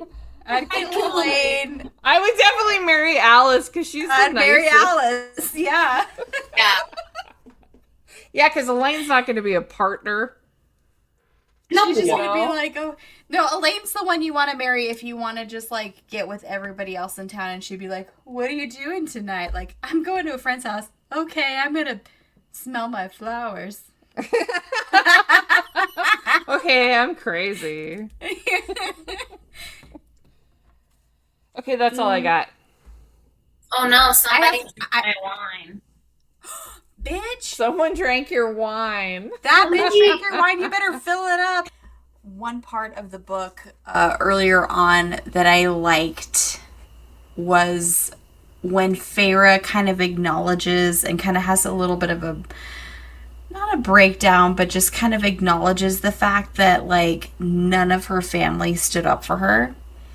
And it's like the moment that she gives herself permission to enjoy her new life there and actually kind of embrace it instead of like that moment where she like releases all this guilt that she has about her family and is like, what if I just were free to live my own life? What would that look like? Mm-hmm. And having to release that, and then her acknowledging to like when the puka like comes in and like looks like her dad and tries to lure her out, and then later she's talking to Tamlin. She's like, why did I even think that was even real? Because he would never have done that. Like, we've been in this terrible position in our family for years and years and years, and he's never lifted a finger. Like, why would I believe for 1 second that he would come over the wall to rescue me when he never rescued me when he was right there? And I related to that, and I felt it was really profound, and I liked that for Feyre, where she just kind of had that moment where she kind of released all of those expectations that were put on her and like responsibilities that were put on her, and she was like, what do I even like? Like, what if I didn't have any responsibilities? Who would I be? What would I want to do? And I liked that. And I think that Sarah J. Maas had such a great talent. She's just such a great special talent in the way that she's able to make you feel that way about Feyre. Mm-hmm.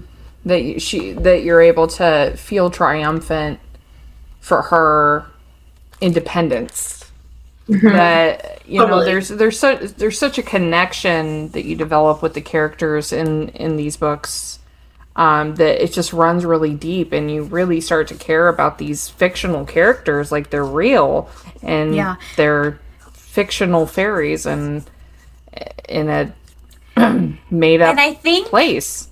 I think that you just hit the nail on the head, because I think that that's what is the magic of these books. Like, it's fantasy, it's fun, it's fake, whatever, but at the core of it, there's very relatable characters, and she's so good at the character development throughout the books, because that's what it's actually about.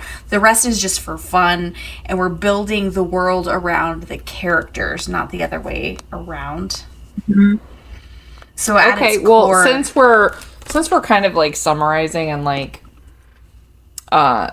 I think that it's probably a good time for each of us to give our rating out of 5 stars. So what would you rate this book, and why? What are your final thoughts before we move on to 1 stars?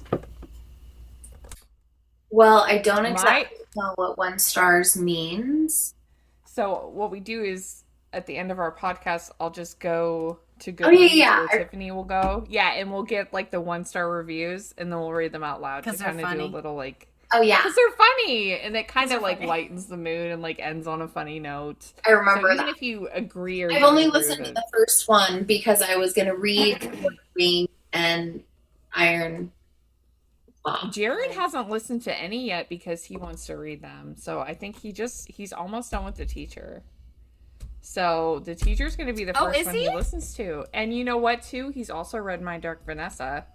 So it will be really cool for him to listen to that episode. But Deynece, that is also a really quick one. Like, if you felt like it, like the audiobook on a 1.2 is less than 8 hours. Like, it's a quick one. Also, another one that I've been told is a really good one, and I told you about it, Tiffany. Is it Valkyrie? Was that the Verity? Verity, yeah.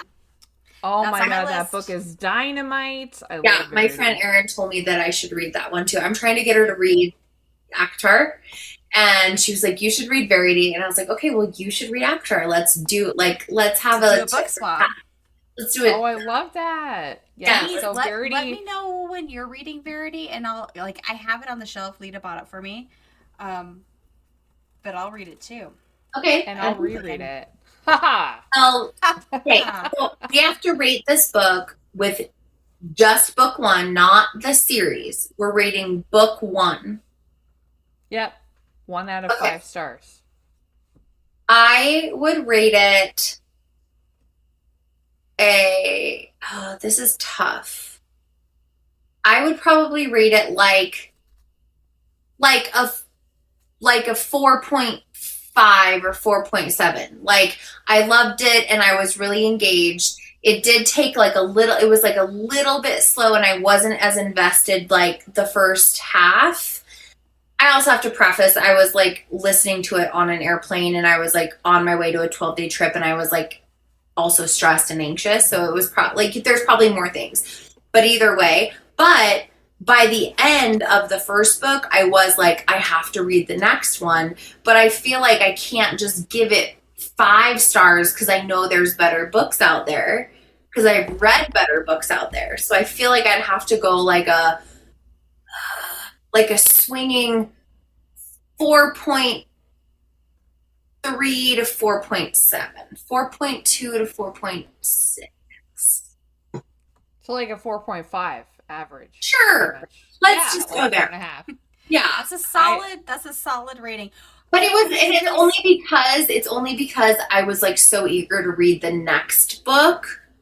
But the first half was lower. But for me, it's like if I want to continue it, then that's why it's so high.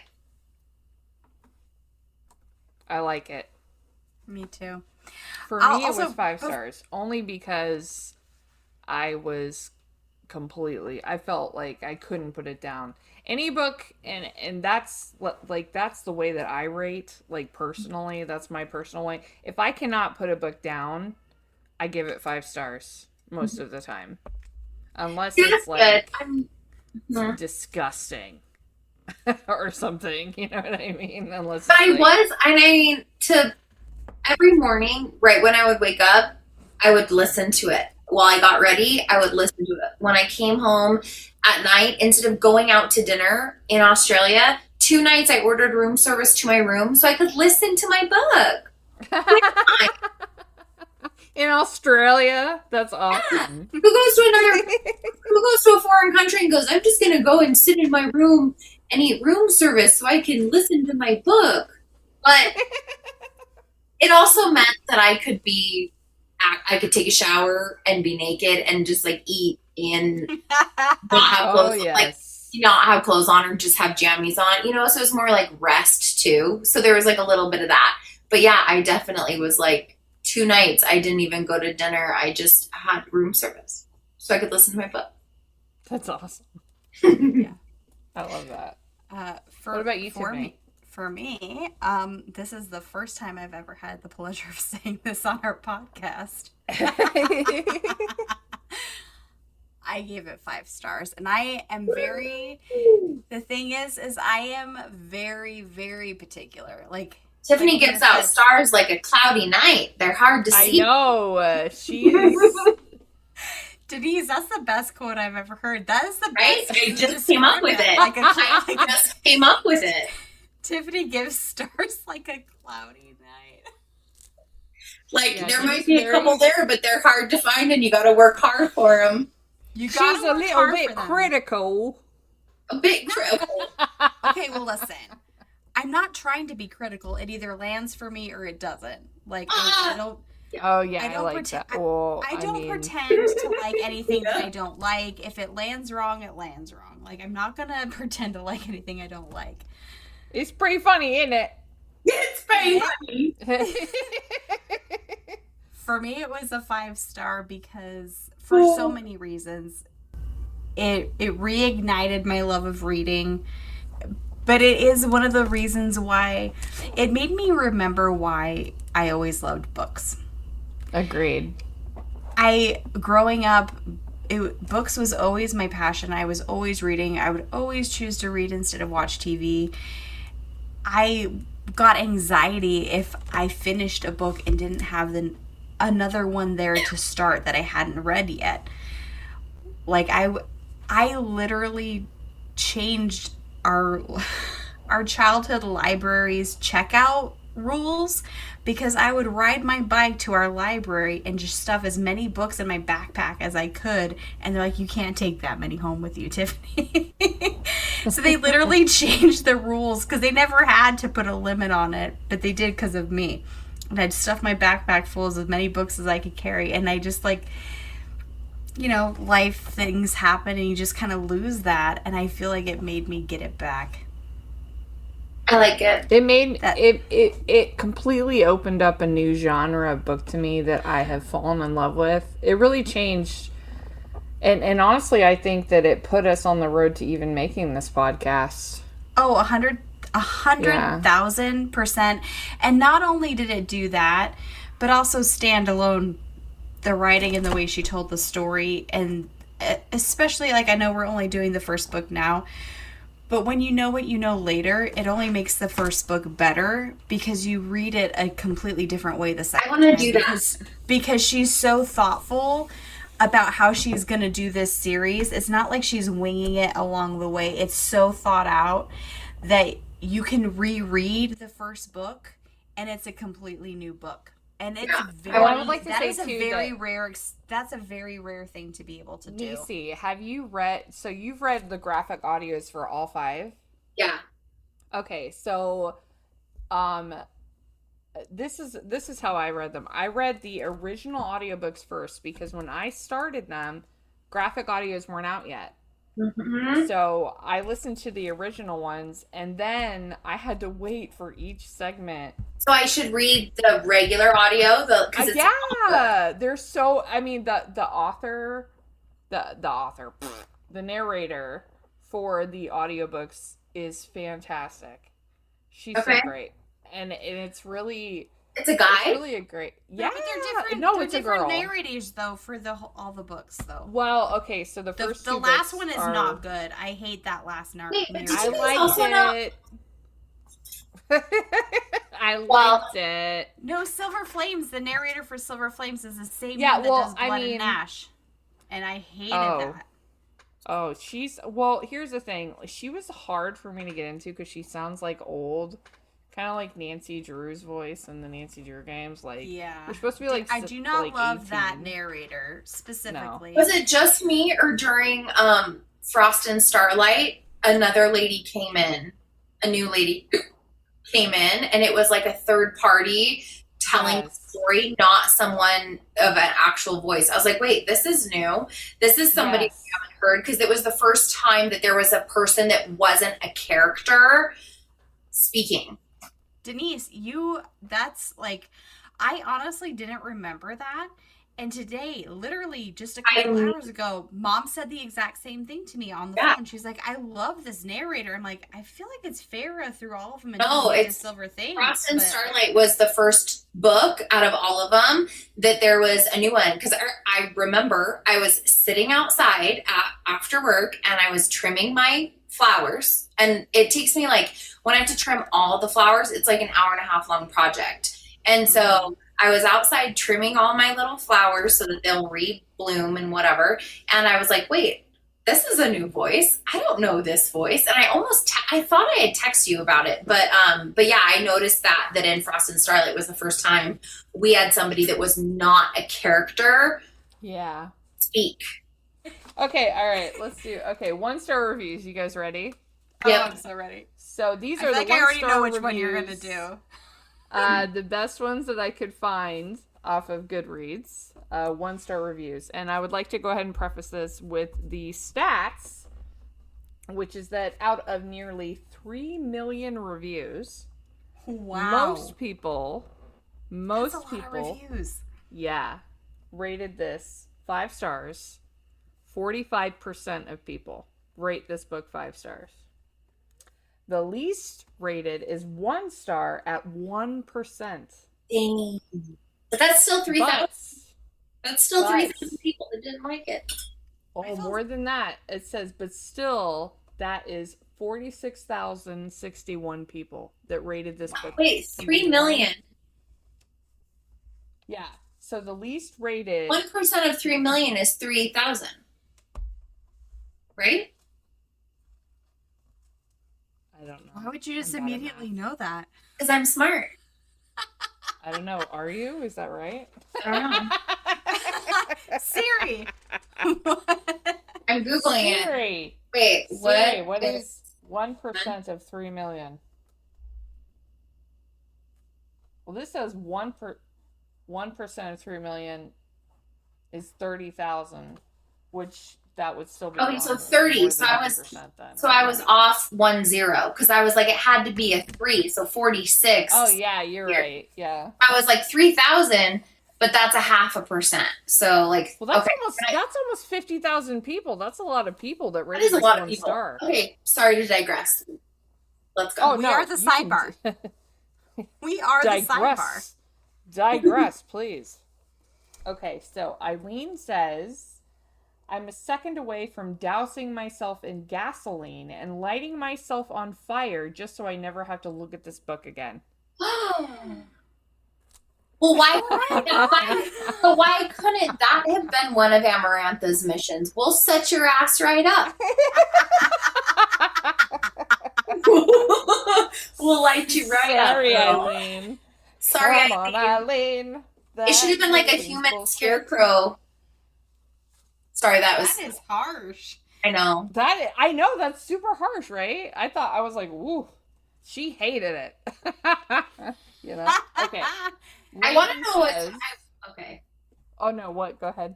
Well, no, I was just going to say, I want to know, like, what's so wrong in her life that she would get so much misery from this. But then I was like, I guess we should people. I just want to know why Eileen is so upset at, like, what could make her so angry. But I guess that's why she should have a therapist. Do you know what? Come on, Eileen, why do you I'm sure hate there it? is someone out there thinking that about me, about a 1-star review I've given. It either hits you or it doesn't, and I pray for you. I'll pray for you. I just don't need to be your friend. We can't be friends because you don't like this. I don't need to be your friend. Can we preface, here at Bookmates, we appreciate your opinion and we respect had Bookmates?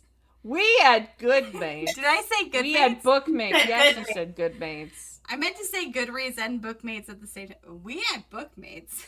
Value your opinion, even if it's different from ours, but also just and they don't speak for me. Open your heart, okay? Yeah. But also, I've had too much wine. Okay, Lainey says... You haven't even had that much wine. I know. I'm talking to Tiffany because she's like, she called I know, but that's what I'm saying. She hasn't even had that much wine. How much wine have you had? Like 2 glasses. Yeah. Wow, I'm like down a bottle almost. Okay, Lainey says... I've had like... Lainey! What's her name? Sorry. God damn it. Lainey says the book was repetitive and long-winded with so much unnecessary information. I just sigh. I guess I don't understand what's unnecessary. I like how mad we all are. I love how this is ridiculous. I feel personally attacked. Is it unnecessary or is it setting it up for later? Maybe you're just like used to lazier writing because they just throw it all at you like bam, She's bam. probably somebody that fakes all of her orgasms. So.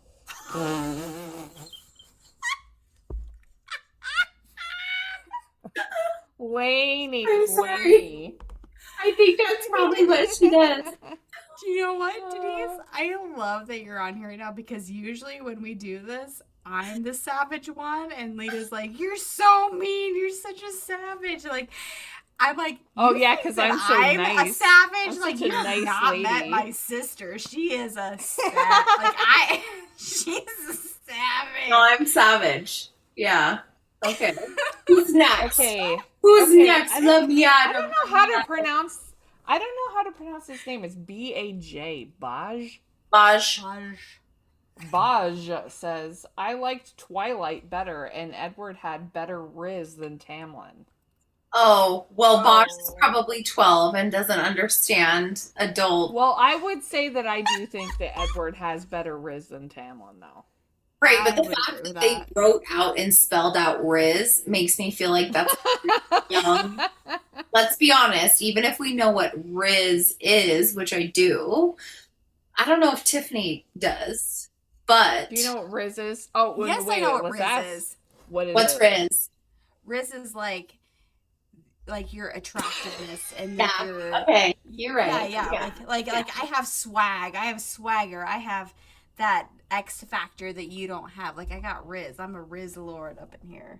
Yeah. I don't know. Somebody told me it's a guy's ability or a person's ability to get girls.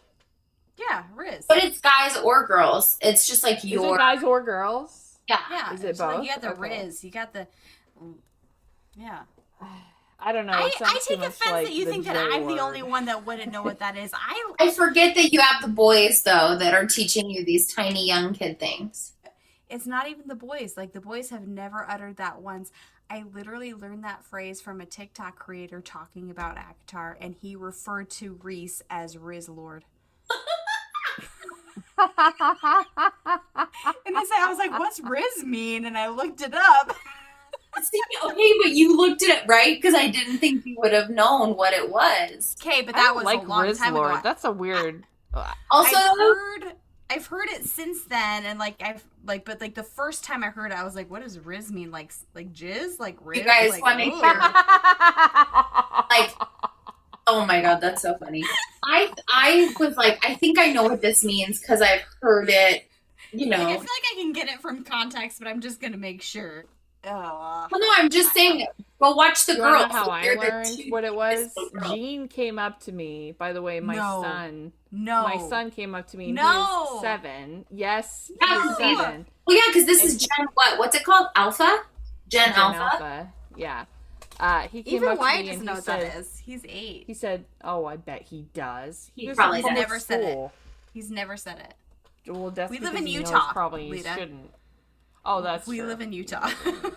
But my son came up to me and he said, "Hey, how did Dad get you when he has like no riz?" That's what he asked me, and I said, "What did you just say?" Like I had no, and he was like, "Yeah, how did Dad get you? Like he has like no riz." And I was like, "I don't know what that means," and so I had to like research it, and I still couldn't figure it out. Which now is probably online, but this was a long time ago. Oh my god, that's My daughter's boyfriend told me, he was like, "Oh, that's like your ability to like get girls." And I was like, "Oh, it's like your level of swag is really what it is. It's like so it's like swag. It's swag, but it's the Gen's version, the new. It's like their version of swag. Like just like a je ne sais quoi. Not a swag bag, just swag. Okay, all right. Megan says, I'm ready my for it. favorite line of this book sums up my reading experience. My bowels turned watery. I couldn't help it. Oh my god. Well, I hope you put on pants. And she's obviously not dependable. She does. I will say that Sarah J. Maas does write about her characters. Like, what?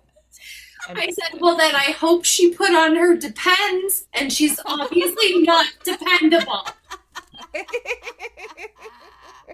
Savage.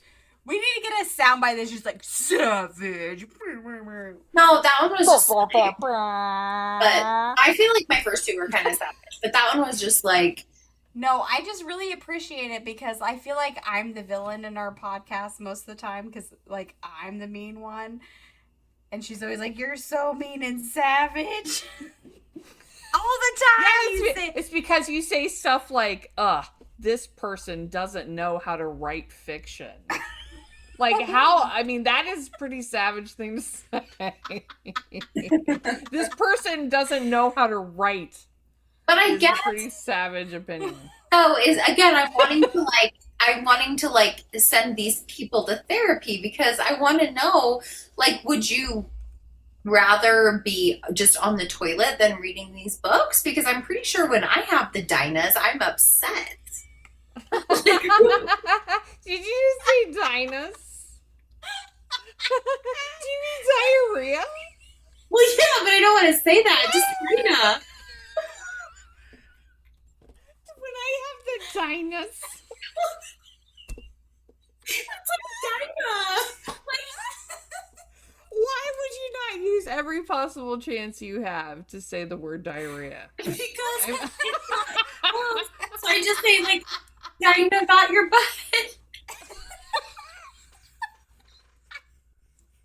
What did you just say? What did you just say? Dinah got your butt? What did you just say? What does that mean?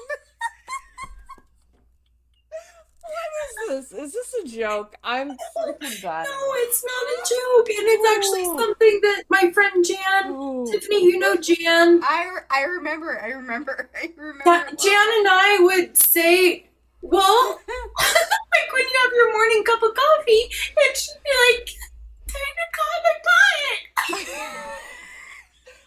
Like, Dinah, won't you blow my horn? That would make more Someone's sense. in the kitchen Like, with Dinah. Like something in the bathroom. I'm crying. oh my god. Oh my god. Okay. Alright, Macca. Okay, this is the last one. Macca says. What? What's his name? What's her name? His name? Macca. Oh, no. Macca says. It's M-A-C-A. Macca? Macca. A court of dumb heroine and her horny love interests. For that, I'm just gonna read it. Okay, I found it. Okay, so it's actually like not a 1-star, but it's really hilarious. What is it? So it says. No, but what is the star rating? I've seen it both ways, so I feel like somebody has copied and pasted it. Because originally I saw this as a 1-star review. It says, an illiterate 19-year-old straight up kills a guy and is outraged when there are consequences. Her punishment is living in a mansion with a hot mayor and hanging out with his friend, the nicest guy in the world. With a hot mayor? And her punishment is hanging out with his friend, the nicest guy in the world, and the only character that I care about in this series. Lucian. This is a tragic turn of events for Feyre, as it separates her from her life as an indentured servant to her shitty family. Who's gonna take care of her deadbeat dad, her personality-proof younger sister, and Nesta, Satan's apprentice? One day, a generically handsome man appears, and all of Book Talk developed a bat fetish overnight.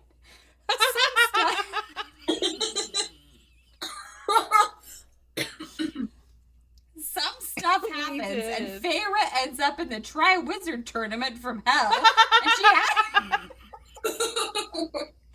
she has to outsmart a worm. Feyre struggles, but eventually triumphs due to a severe interference from outside sources. This goes on for 5 books. That's awesome.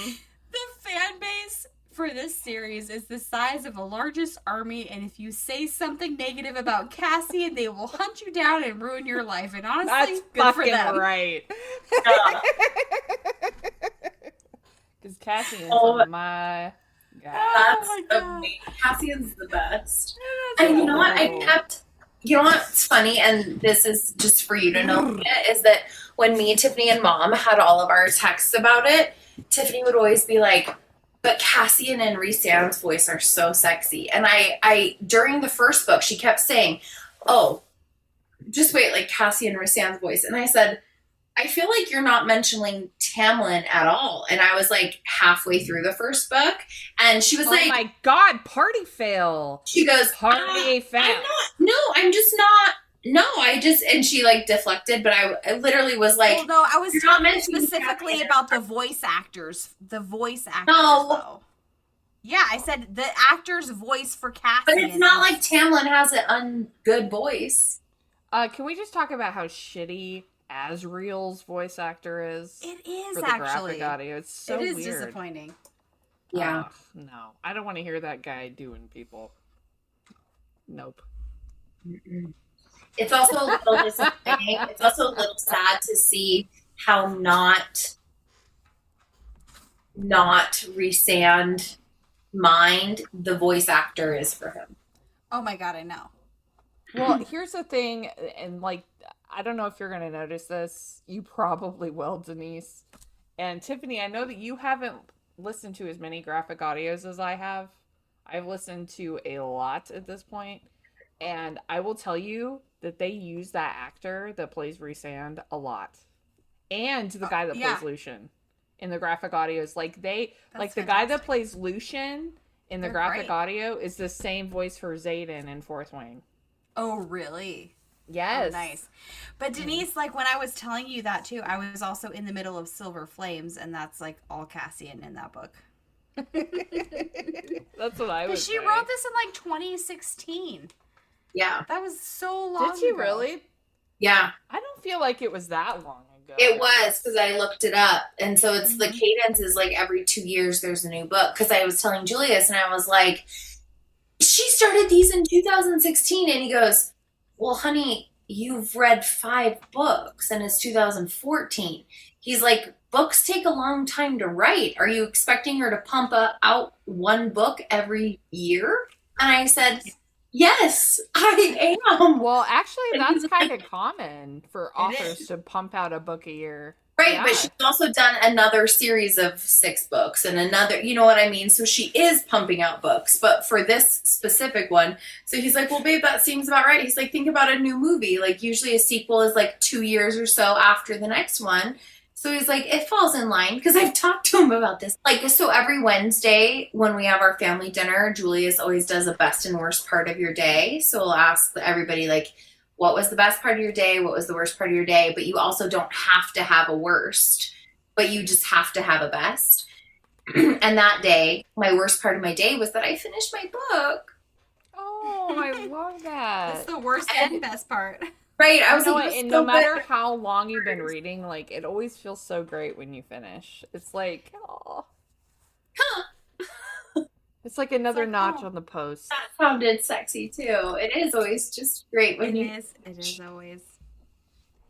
But then you're always like, but I needed more. Like, you got me most of the way, but like, I need you to just like do it one more time. Like, No, or I got there like 7 times, but I don't want it to be over because it's so great. Yeah.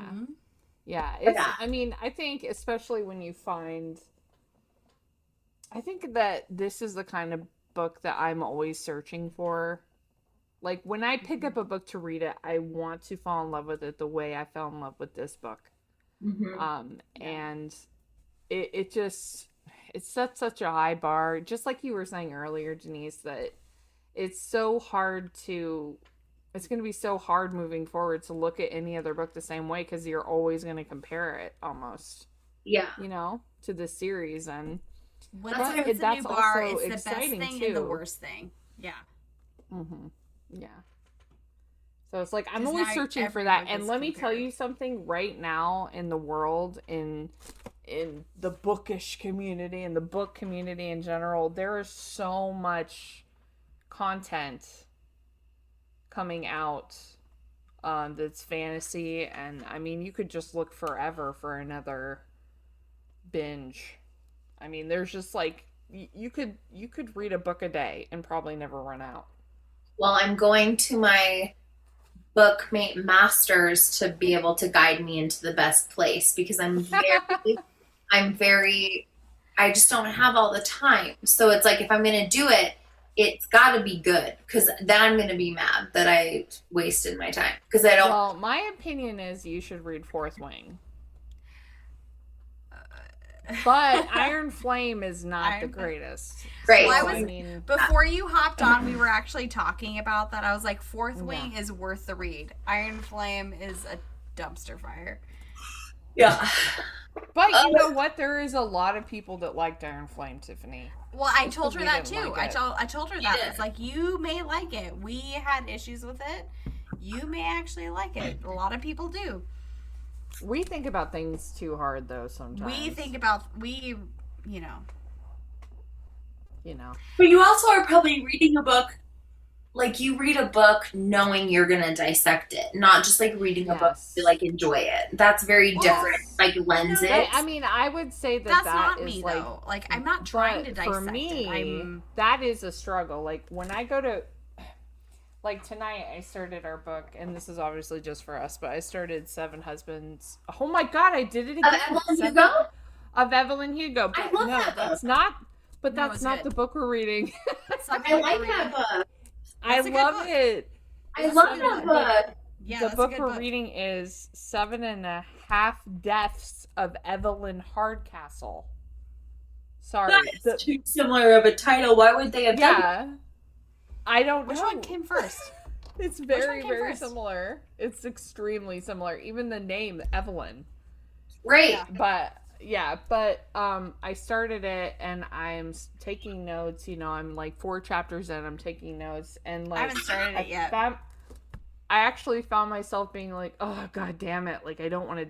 Like I'm having these thoughts that I want to write down for the podcast, but like at the same time, it's like I don't want to write them down. I just want to read.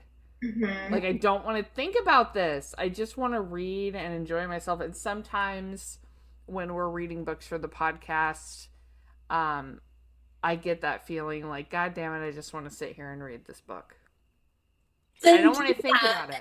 That's interesting because I don't do that like as much because usually when I read a book, I plow through it and be like, I have all of those like thoughts that I would normally write down, except I'm not writing them down. I'm just thinking them as I'm reading them.